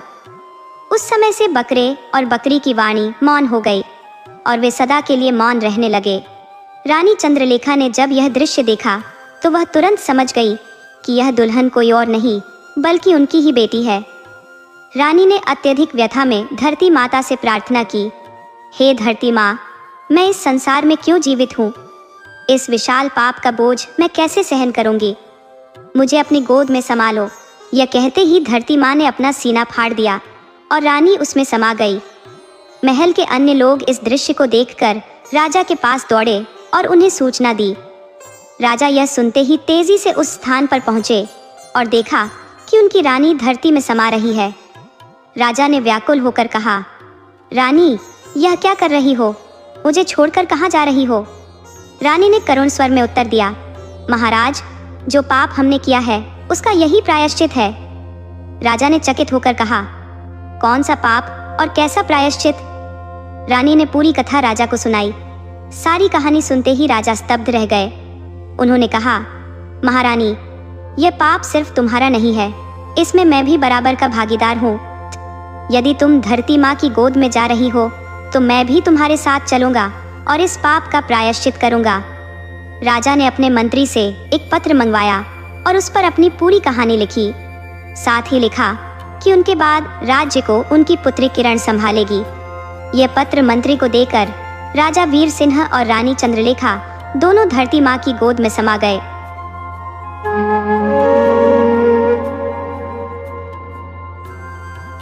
बहुत समय पहले की बात है। एक ऐसा राजा था जिसे अपनी सेना पर बेहद अभिमान था। वह अपने सैनिकों पर काफी धन खर्च करता, उन्हें समर्पित मानता।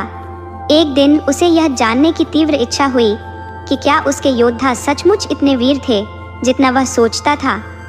उसने अपने सेवकों को आदेश दिया कि शहर के बाहर एक बड़े मैदान में युद्ध का आयोजन करें। उसके निर्देश पर तुरंत अमल हुआ और सब तैयारी पूरी हो गई। युद्ध के दिन राजा अपने वजीर और दीवानों के साथ मैदान में पहुंचा। वे युद्ध का आनंद ले रहे थे। तभी अचानक एक अजीब प्राणी जिसकी 6 टांगें थीं वहां आया और राजा के सामने आकर गुर्राने लगा। ये दृश्य देखकर राजा बहुत ही हैरान हुआ। उसने उस प्राणी को मारने की कोशिश की, लेकिन वह जानवर वहां से भाग निकला।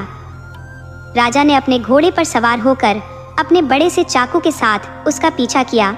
लगभग 2 मील दूर जाने के बाद वह प्राणी रुक गया। वहां पहुंचकर वह जानवर अचानक एक जोरदार झटके के साथ एक जिन्न में तब्दील हो गया। जिन्न ने राजा की ओर पलटकर उसे निगल लिया। राजा के वजीर ने पूरी ईमानदारी और अथक प्रयास से 8 दिनों तक राजा की तलाश की, लेकिन उसकी कोई खबर नहीं मिली। मजबूरन उन्होंने राजा के बेटे को बुलाकर उसे गद्दी पर बैठा दिया। कई दिनों बाद राजा के बेटे को यह जानने की प्रबल इच्छा हुई कि उसके पिता की मृत्यु कैसे हुई थी। उसने यह प्रश्न वजीर से किया। वजीर ने उसे पूरा घटनाक्रम बताया। सारी बातें सुनने के बाद राजकुमार ने भी उसी जगह पर एक और भव्य युद्ध का आयोजन करने का फैसला किया जहां उसके पिता का अंतिम युद्ध हुआ था। नियत समय पर राजकुमार और उसके दरबार के लोग वहां इकट्ठे हुए। अधिक देर नहीं हुई थी कि वही 6 टांगों वाला जंगली प्राणी फिर से वहां आ गया और भयंकर रूप से गुर्राता हुआ चला गया। जब प्रधानमंत्री ने यह दृश्य देखा तो वह जोर से हंस पड़ा। राजा ने हैरानी से पूछा, तुम क्यों हंस रहे हो? वजीर ने उत्तर दिया, हुजूर, ये वही जानवर है जिसने आपके पिता को निगल लिया था। ये सुनकर राजकुमार बोला, अच्छा, तो यह वही है। मैं इसे अवश्य मारूंगा, क्योंकि जब तक मैं इस दुश्मन को परास्त नहीं कर लूंगा मुझे शांति नहीं मिलेगी। इतना कहकर वह भी अपने घोड़े पर सवार होकर उस प्राणी का पीछा करने लगा। वह जानवर उसे भी उसी रास्ते पर भगाता ले गया जिस रास्ते पर उसने राजा को ले गया था। वह वहां जाकर थम गया और एक जोरदार झटका देकर अपने असली रूप में आ गया।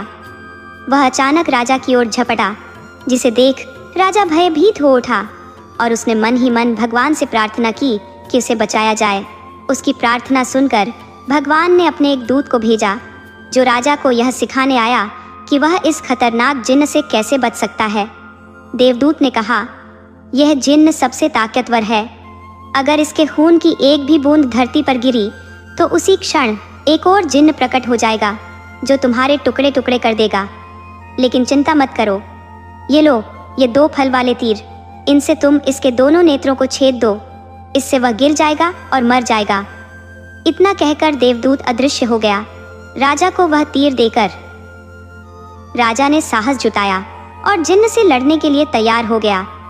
दोनों के बीच लगभग 40 मिनट तक भयंकर संघर्ष हुआ। आखिरकार राजा ने तीर को उसकी आंखों में घोंप दिया, जिससे जिन्न धरती पर गिर पड़ा और मर गया।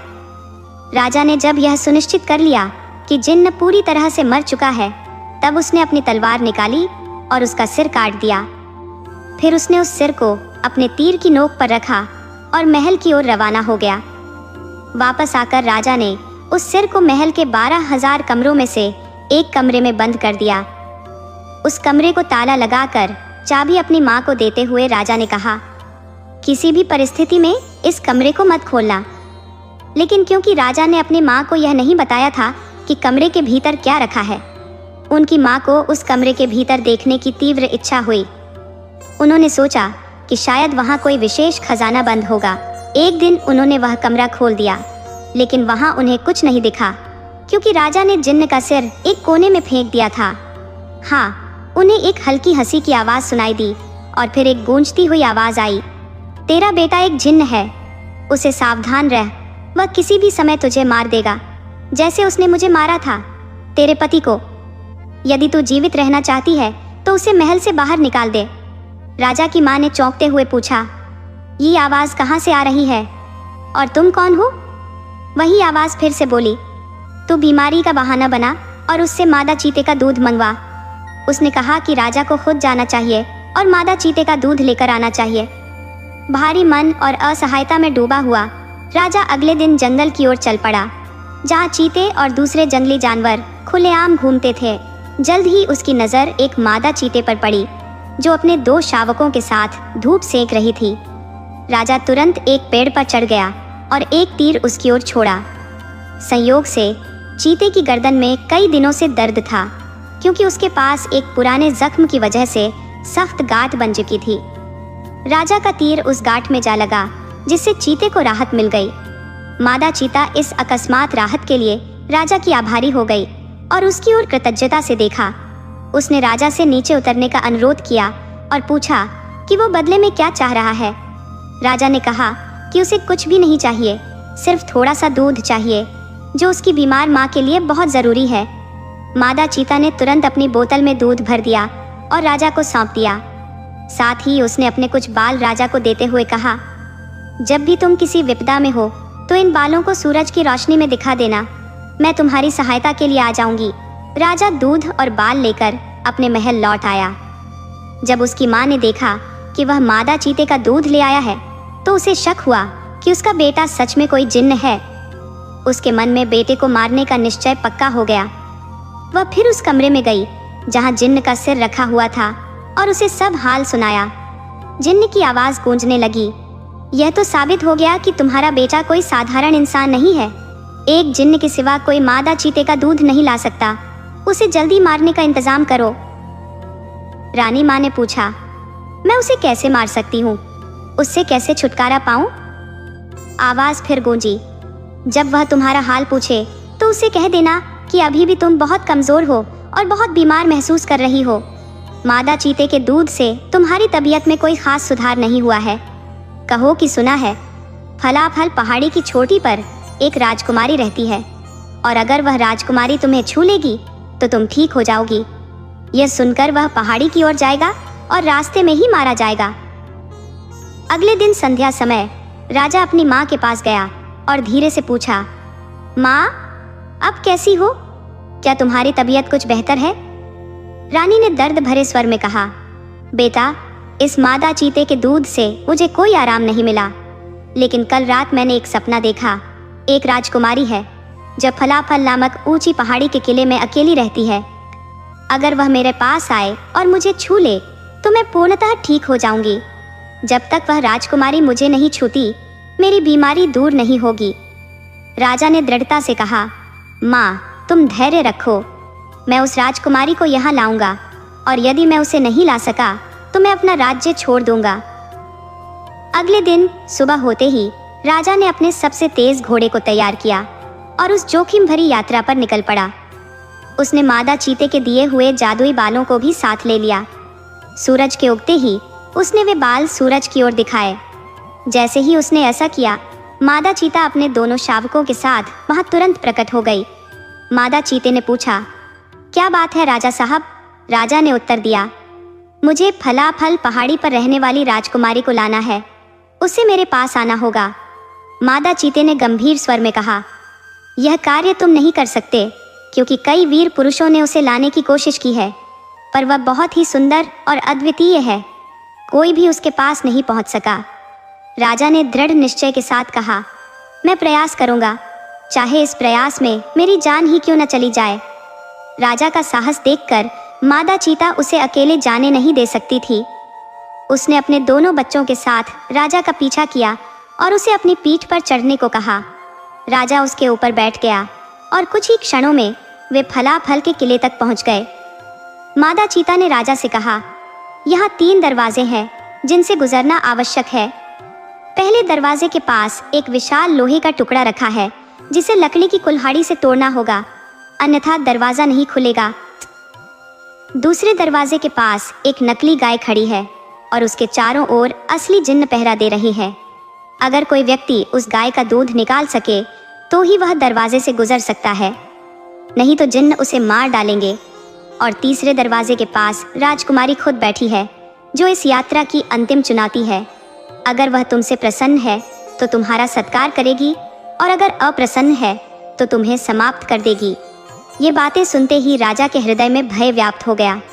उसने मादा चीते से विनती की कि वह उसकी सहायता करे और अपनी विनम्रता से उसकी सहायता की प्रार्थना करने लगा। मादा चीता भी उसकी सहायता के लिए तत्पर हो गई। उसने कहा, ठीक है, मैं तुम्हारी सहायता करूंगी। मेरे पास एक जादू है जिसके सहारे मैं उस लोहे के टुकड़े में प्रवेश कर जाऊंगी और जब तुम उसे लकड़ी की कुल्हाड़ी से प्रहार करोगे तो मैं उसे 2 हिस्सों में विभाजित कर दूंगी। चौकीदार ये समझेगा कि तुमने लोहे का टुकड़ा तोड़ दिया है और तुम्हें पहले दरवाजे के भीतर जाने देगा। इसके बाद मादा चीते ने अपने दोनों बच्चों से बात की। एक बच्चा बोला, माँ, मैं उस गाय की मूर्ति में समा जाऊंगा और उसे दुग्धवती होने पर मजबूर कर दूंगा।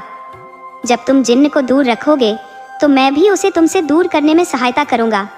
इस प्रकार तुम द्वार पार कर सकोगे। मादा चीता ने फिर दूसरे बच्चे से कहा, राजकुमारी की आंखों में अपना जादू बिखेर दूंगा, जिससे जब वह तुम्हारी ओर देखेगी तो जिन्न को हटाकर तुम्हारी ओर आकर्षित हो जाएगी। तब तुम उसे सूर्य की भांति चमकते हुए पाओगे और वह तुम्हें देखते ही अपने तीसरे दरवाजे को खोल देगी। फिर जो कुछ तुम कहोगे वह वैसा ही करेगी। उन तीनों ने अपने अपने वचनों को पूरी निष्ठा के साथ निभाया।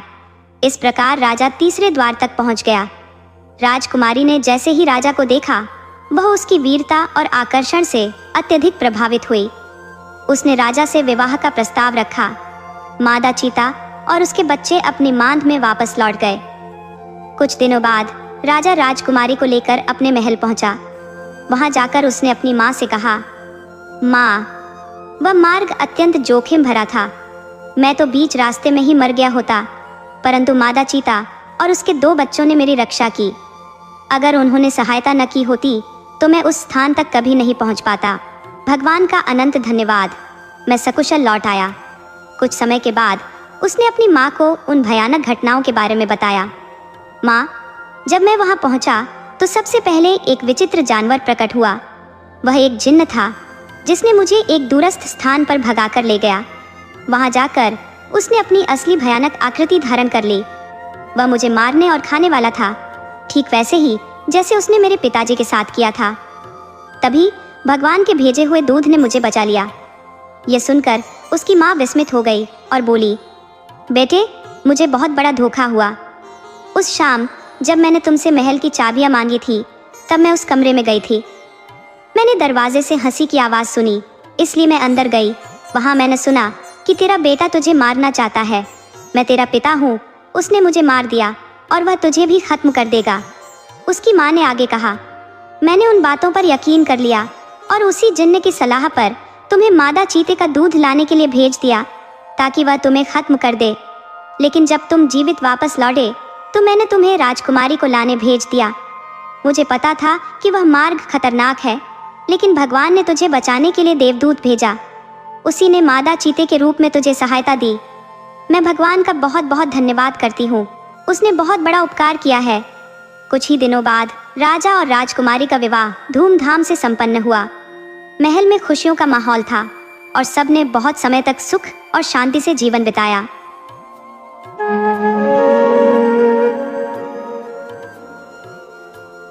बहुत समय पहले की बात है। एक छोटे से गांव के एक छोर पर एक वृद्धा अपने नन्हे पोते के साथ रहती थी। उसके जीवन का आधार मात्र वही बालक था। उसके सिवाय इस दुनिया में उसका कोई न था। बुजुर्ग माई की उम्र कोई 60-65 साल की थी और वह गांव की दाई के तौर पर काम करती थी। गांव में जब भी किसी घर में नन्ही किलकारी गूंजती, वह बिमला ही होती जो उस बच्चे को अपने कुशल हाथों से इस दुनिया में लाती। बिमला का जीवन साधारण था। उसके घर में बस वही और उसका नन्हा पोता रहता था। उनका निवास गांव के बाहरी हिस्से में शहर की हलचल से दूर था। बिमला का पोता अभी बहुत छोटा था, इसलिए पूरे घर का भार बिमला के ही कंधों पर था। वह दिन भर मेहनत करती और जो भी थोड़ा बहुत कमाती उसी से उनका गुजारा होता। बिमला की दाईगिरी के हाथों में जैसे जादू था। जिन भी शिशुओं का जन्म उसने कराया था वे सभी स्वस्थ और हृष्ट पुष्ट रहे थे। गांव वाले अक्सर कहा करते, बिमला के हाथों में तो साक्षात ईश्वर की कृपा है। उसकी उम्र के साथ साथ उसके अनुभव की गहराई भी बढ़ गई थी, जिससे वह प्रसव कराने में निपुण मानी जाती थी।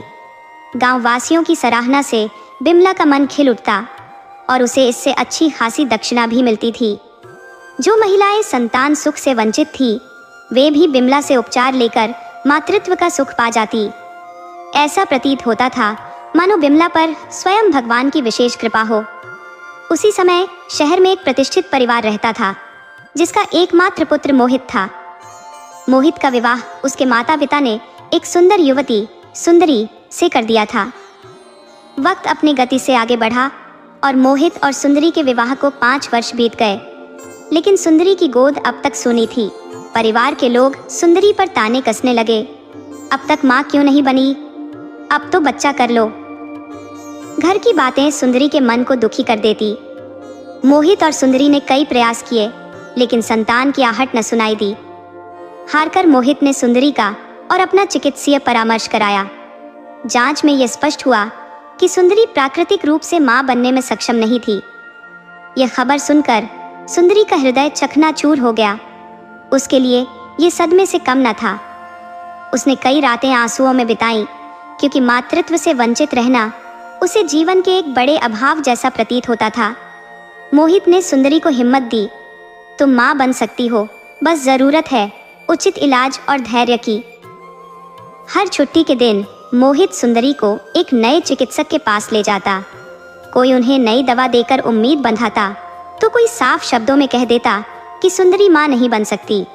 मोहित ने दिल्ली के नामी डॉक्टरों से भी सलाह ली और इलाज करवाया, परंतु सुंदरी की सूनी गोद अब भी भरी न जा सकी। अब सुंदरी की हालत निरंतर बिगड़ती जा रही थी। वह उदासी के सागर में डूबी हुई नजर आती थी। हर स्त्री का एक सबसे बड़ा स्वप्न होता है, मां बनने का, और सुंदरी का यह सपना बिखर चुका था। जितने भी प्रयत्न उसने और मोहित ने किए, सभी व्यर्थ साबित हुए। उसका चेहरा उदासी की छाया से ढका रहता और घर के लोग भी तानों की बौछार से उसे आहत कर देते। मोहित भी पत्नी की व्यथा देखकर अंदर से टूटने लगा था। एक दिन अत्यधिक निराशा में डूबी सुंदरी ने सुबह से एक दाना तक नहीं खाया। वह अपने कमरे में दरवाजा बंद करके यूं ही पड़ी रही। संध्या के समय उसकी बेचैनी बढ़ गई और वह उठकर पड़ोस की औरतों के बीच जा बैठी, जहां महिलाएं बिमला दाई की चर्चा कर रही थी। शुरुआत में सुंदरी ने उन बातों पर कोई ध्यान नहीं दिया, लेकिन जब एक महिला दूसरी से कहने लगी, बहन तुम्हें पता है वह बिमला दाई कितनी सिद्धहस्त है। हमारे गांव की एक महिला जिसे 8 साल तक संतान नहीं हुई, उसके यहाँ भी खुशियों की किलकारी गूंजी है। सबने उसे निराश कर दिया था, पर बिमला ने ऐसी दवा दी कि वह अब माँ बनने वाली है। ये सुनकर सुंदरी के मन में एक आशा की किरण जाग उठी और वह तुरंत बोली, मुझे भी बिमला दाई के घर का पता बताओ, मुझे उनसे मिलना है। सुंदरी की जिज्ञासा पर उस महिला ने बताया, शहर से थोड़ा आगे जो पुराना पीपल का पेड़ है, उसके दाहिनी ओर एक कच्चा रास्ता जाता है। उसी राह पर थोड़ी दूर चलने पर बिमला दाई का घर मिलेगा। उस जानकारी के साथ सुंदरी घर लौट आई और मोहित के आने की बेसब्री से प्रतीक्षा करने लगी। शाम को जब घड़ी ने 5 बजाए, मोहित घर आया ही था कि सुंदरी फौरन उसके पास पहुंची और बिमला दाई के बारे में बताने लगी। उसने कहा, मोहित, मैं तुम्हारी ही राह देख रही थी। मोहित ने चिंतित होकर पूछा, क्या हुआ सुंदरी? तुम्हारी तबीयत तो ठीक है? सुंदरी ने मुस्कुराते हुए जवाब दिया, हाँ, मैं बिल्कुल ठीक हूँ। आज दोपहर में बाहर चली गई थी। बाहर मोहल्ले की औरतें एक बिमला दाई के बारे में बातें कर रही थी। वो कह रही थी कि अगर कोई संतान सुख से वंचित है तो बिमला दाई की दी हुई औषधि से उसे अवश्य संतान मिलती है। कहते हैं उसकी दी हुई दवा कभी विफल नहीं होती। मोहित, मुझे उस औरत से मिलने ले चलो। मुझे पूरा विश्वास है उसकी औषधि से मेरी सूनी गोद भी भर जाएगी। मोहित ने कहा, ठीक है सुंदरी, चलो। और दोनों बिमला दाई के घर की ओर चल पड़े। बिमला ने सुंदरी की पूरी तरह से जांच की और फिर उसे औषधि दी। साथ ही कुछ सख्त निर्देश भी दिए, बाहरी कामकाज से दूर रहने और कुछ खास खाद्य पदार्थों से परहेज करने के। कुछ ही समय बाद उस औषधि के असर से सुंदरी गर्भवती हो गई और समय के साथ उसने एक संतान को जन्म दिया। इस खुशी के मौके पर सुंदरी और मोहित बिमला के घर पहुंचे। उसके सामने हाथ जोड़कर आभार प्रकट किया। उनकी खुशी की सीमा न थी। उन्होंने मोहल्ले में लड्डू बांटे, उत्सव मनाया और जो कोई भी उनके सुख की वजह पूछता वे उसे बिमला दाई के चमत्कारिक इलाज के बारे में बताते। लोग कहने लगे कि सचमुच बिमला दाई तो ईश्वर का अवतार है। जो काम बड़े बड़े चिकित्सक नहीं कर सके वह एक बुजुर्ग दाई ने कर दिखाया। उसके इस चमत्कार के बाद पूरे नगर में बिमला दाई का नाम और भी प्रसिद्ध हो गया। एक रात की बात है, बुजुर्ग बिमला अपने छोटे पोते के साथ सोई हुई थी। रात के लगभग 3 बजे का समय था। बाहर अंधेरी रात थी और ठंडी हवाएं तेज गति से बह रही थी। हर तरफ नीरवता पसरी थी, केवल हवा की सिहरन सुनाई दे रही थी। बिमला और उसका नन्हा पोता गहरी नींद में सोए हुए थे। अचानक दरवाजे पर कोई जोर जोर से खटखटाने लगा। वह आवाज इतनी तीव्र थी कि बिमला की गहरी नींद टूट गई। पहले उसने सोचा कि शायद तेज हवा की वजह से दरवाजा खटका होगा, लेकिन जब खटखटाने की आवाजें फिर से आईं तो उसे समझ आ गया कि बाहर कोई खड़ा है। बिमला ने घड़ी की ओर देखा। घड़ी रात के 3 बजा रही थी। दरवाजे की लगातार खटखटाहट ने उसके पोते को भी जगा दिया था। उसने बाहर आवाज लगाई, कौन है बाहर? तभी बाहर से आवाज आई, दाई माँ, जल्दी दरवाजा खोलो, मेरी पत्नी को प्रसव पीड़ा हो रही है, मैं आपको बुलाने आया हूँ। बिमला ने गहरी सांस ली और दरवाजे की ओर बढ़ी। उसे पता था कि वह एक दाई है जिसका कर्तव्य है नवजीवन को इस संसार में लाना। उसका मानना था कि यह न सिर्फ उसका काम है बल्कि उसका धर्म भी। दरवाजा खोलते ही उसने देखा कि एक आदमी हाथ जोड़कर उसके सामने खड़ा है। उसकी आंखों में कृतज्ञता और याचना का मिला जुला भाव था। जैसे ही बिमला ने दरवाजा खोला, सामने खड़ा वह व्यक्ति उसकी ओर देख विनम्रता से निवेदन करने लगा, दाई माँ, कृपया मेरे साथ चलिए, मेरी पत्नी प्रसव पीड़ा में है, मैं आपको लेने आया हूँ। बिमला ने उस आदमी को ध्यान से देखा और प्रश्न किया, भाई, तुम कौन हो और मुझे क्यों बुलाने आए हो? उस व्यक्ति ने गहरी चिंता से कहा, दाई माँ, मेरी पत्नी की हालत गंभीर है, वह प्रसव पीड़ा से कराह रही है, कृपया आप जल्दी से मेरे साथ चलिए। उसकी वेदना सुनकर बिमला ने कहा, ठीक है, रुको, मैं अपना झोला लेकर आती हूँ। बिमला तुरंत घर के भीतर गई और अपने छोटे पोते से बोली, बेटा, मुझे अभी जाना होगा, एक औरत को मदद की आवश्यकता है, तुम अंदर से दरवाजे की कुंडी लगा लेना, मैं जल्दी लौटूंगी। अगर कोई आहट हो या दरवाजे पर दस्तक हो तो मत खोलना। ये कहकर उसने पोते को समझा दिया और अपना झोला लेकर बाहर आई। उसका पोता दरवाजा अंदर से बंद कर सो गया और बिमला उस व्यक्ति के साथ चल पड़ी। वे दोनों जंगल की ओर बढ़ते गए जहां वह आदमी बिमला को ले जा रहा था। गहरे और घने जंगलों में चलते हुए बिमला ने थकान से रुकते हुए पूछा, अरे भाई, और कितनी दूर चलना होगा? मैं तो थक गई हूँ, तुम्हारा घर कितनी दूर है? वह आदमी बिमला की तरफ देखते हुए बोला, बस दाई माँ, थोड़ा और चलना है। मुझे मालूम है कि आपके लिए यह रास्ता कठिन है, पर मुझसे भी आपको जल्दी पहुँचाने में असमर्थ हूँ। बिमला ने हंसते हुए जवाब दिया, बेटा, उम्र के साथ शरीर भी कमज़ोर पड़ जाता है, जवानी जैसी फुर्ती अब कहाँ, ये बूढ़ी हड्डियाँ अब जल्दी नहीं चल पाती। बिमला की हंसी सुनकर वह आदमी भी मुस्कुरा उठा और धीरे धीरे अपने आप से बुदबुदाया, क्या करे माँ जी, मैं भी मजबूर हूँ, वरना आपको पलक झपकते ही घर पहुँचा देता। बिमला को उसकी फुसफुसाहट सुनाई दी और उसने संदेह पूर्वक पूछा, क्या कहा तुमने? उस आदमी ने झेपते हुए कहा, कुछ नहीं माँ जी, मैंने कुछ नहीं कहा, बस अपनी पत्नी की हालत को लेकर चिंतित हूँ, वही सोच रहा था। बिमला ने उसे सांत्वना देते हुए कहा, चिंता मत करो बेटा, मैं तुम्हारे साथ चल रही हूँ, सब ठीक होगा। आखिरकार जंगल के भीतर लंबे सफर के बाद वे उस व्यक्ति के घर पहुंच गए। घर के सामने पहुंचते ही उस व्यक्ति ने राहत की सांस लेते हुए कहा, दाई माँ, बातों में कब सफर कट गया, पता ही नहीं चला। बिमला ने मुस्कुराते हुए जवाब दिया, हाँ सही कह रहे हो बेटा। आदमी ने घर का दरवाजा खोला और बिमला से आग्रह किया, माँ जी कृपया अंदर आइए, मेरी पत्नी इंतजार कर रही है। बिमला बिना समय गंवाए भीतर चली गई।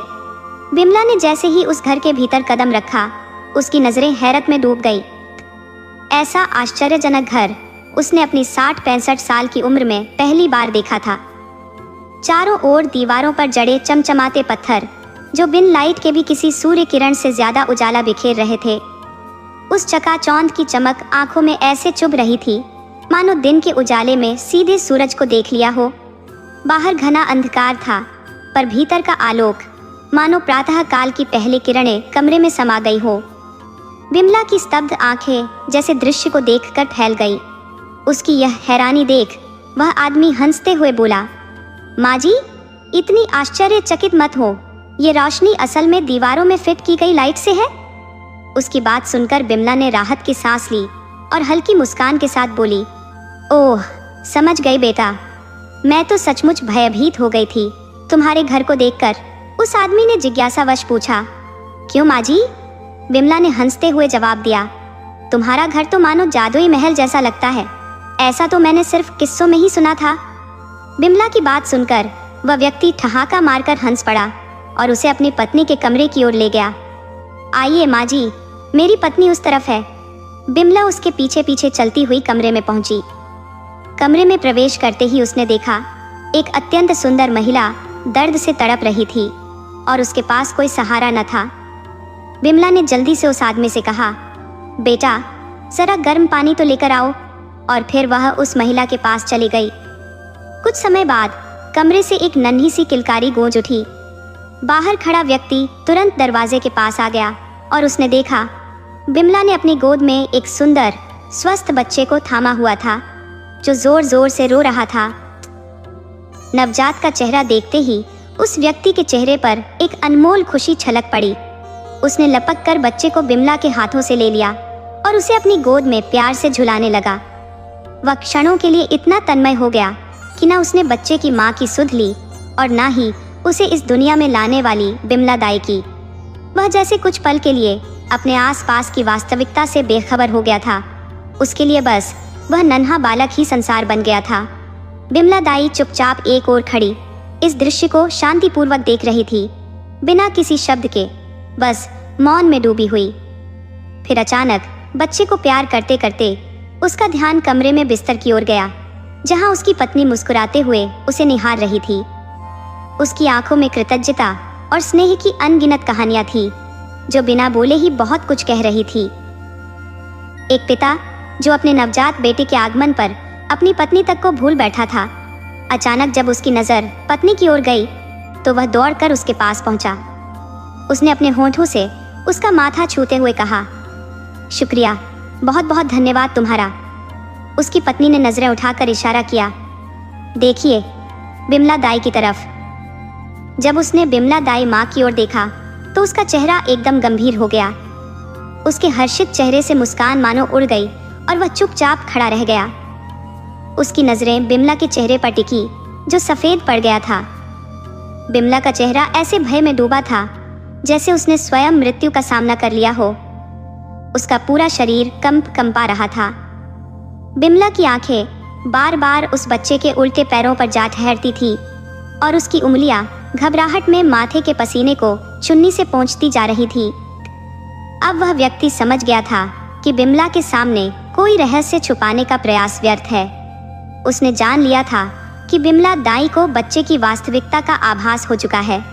जिस बच्चे को उसकी पत्नी ने जन्म दिया था उसके पैर साधारण नहीं थे। बिमला का बार बार उस विचित्रता की ओर देखना इस बात का प्रमाण था कि वह जान चुकी थी कि यह बच्चा साधारण इंसान का नहीं है। यह सारा दृश्य देखकर वह व्यक्ति अपने असली रूप में प्रकट हो गया। अब यह स्पष्ट था कि वह और उसकी पत्नी साधारण मनुष्य नहीं थे, वे तो जिन्न थे जो अपने बच्चे के जन्म के लिए बिमला की सहायता चाहते थे, क्योंकि बिमला से बेहतर दाई उन्हें कहीं नहीं मिली थी। जिन्न ने बिमला के चेहरे की दहशत भांप ली और कहा, चलो तुम्हें घर वापस छोड़ आते हैं। उसकी पत्नी ने कहा, इनके काम का कुछ तो इनाम दिया जाना चाहिए। जिन्न मुस्कुराते हुए बोला, हाँ बिल्कुल। उसने बिमला से कहा, अपनी झोली आगे करो। बिमला ने कांपती आवाज में कहा, नहीं, मुझे कुछ नहीं चाहिए।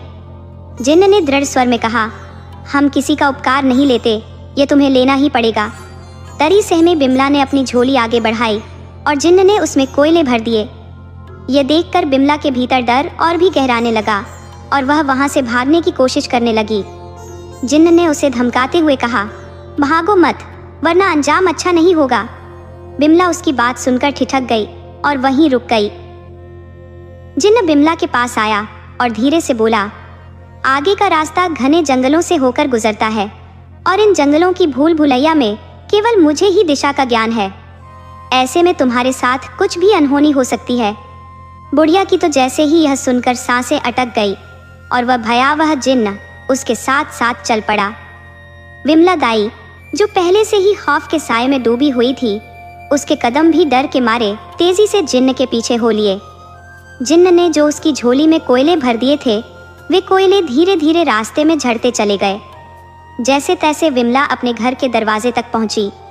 उसने डरते डरते पीछे मुड़कर देखा तो देखा कि उसके पीछे कोई नहीं था। वह अकेली थी और जिन्न मानो हवा में घुल गया था। बिमला ने घबराहट में दरवाज़ा जोर जोर से खटखटाया और जब उसका पोता दौड़कर दरवाज़ा खोलने आया तो वह हड़बड़ाते हुए भीतर घुस गई और झटपट दरवाजे की कुंडी चढ़ा दी। उसकी हालत देखकर उसका पोता हैरान रह गया। उसने पूछा, अम्मा, क्या हुआ है? आप इतनी घबराई हुई क्यों हैं? पर डर के मारे बिमला की जुबान जैसे तालू से चिपक गई थी। उसकी सांसें हाँफ रही थी और दिल की धड़कनें तेज हो रही थी। फिर उसका पोता जल्दी से एक गिलास पानी भरकर लाया और अपनी दादी को पिलाया। पानी की कुछ घूंटों ने बिमला की धड़कनों को थोड़ा थाम लिया। वह अपने बिस्तर पर बैठ गई और धीरे धीरे सारा किस्सा अपने पोते को सुना दिया। जब उसने जिन्न के बारे में सुना तो उसका पोता भी कांप उठा। बिमला ने उसे बताया, इतनी दूर ले जाकर ऊपर से कोयले का उपहार दे दिया। जैसे ही उसने अपनी झोली झाड़ी, उसकी आंखें विस्मय में चौड़ी हो गई। झोली से कोयले की जगह चमकते हीरे मोती बिखरने लगे। दादी और पोते दोनों चकित रह गए, मानो किसी चमत्कार का साक्षात्कार कर रहे हो। बिमला अवाक रह गई, क्योंकि जिन्न ने तो उसे कोयले दिए थे। असल में वे कोयले नहीं थे, बल्कि बहुमूल्य रत्न थे, जिन्हें जिन्न ने अपनी मायावी शक्ति से कोयले का रूप दे दिया था। क्योंकि अब जिन्न वहां नहीं था, उसका जादू भी समाप्त हो चुका था और वे रत्न अपने असली रूप में लौट आए थे।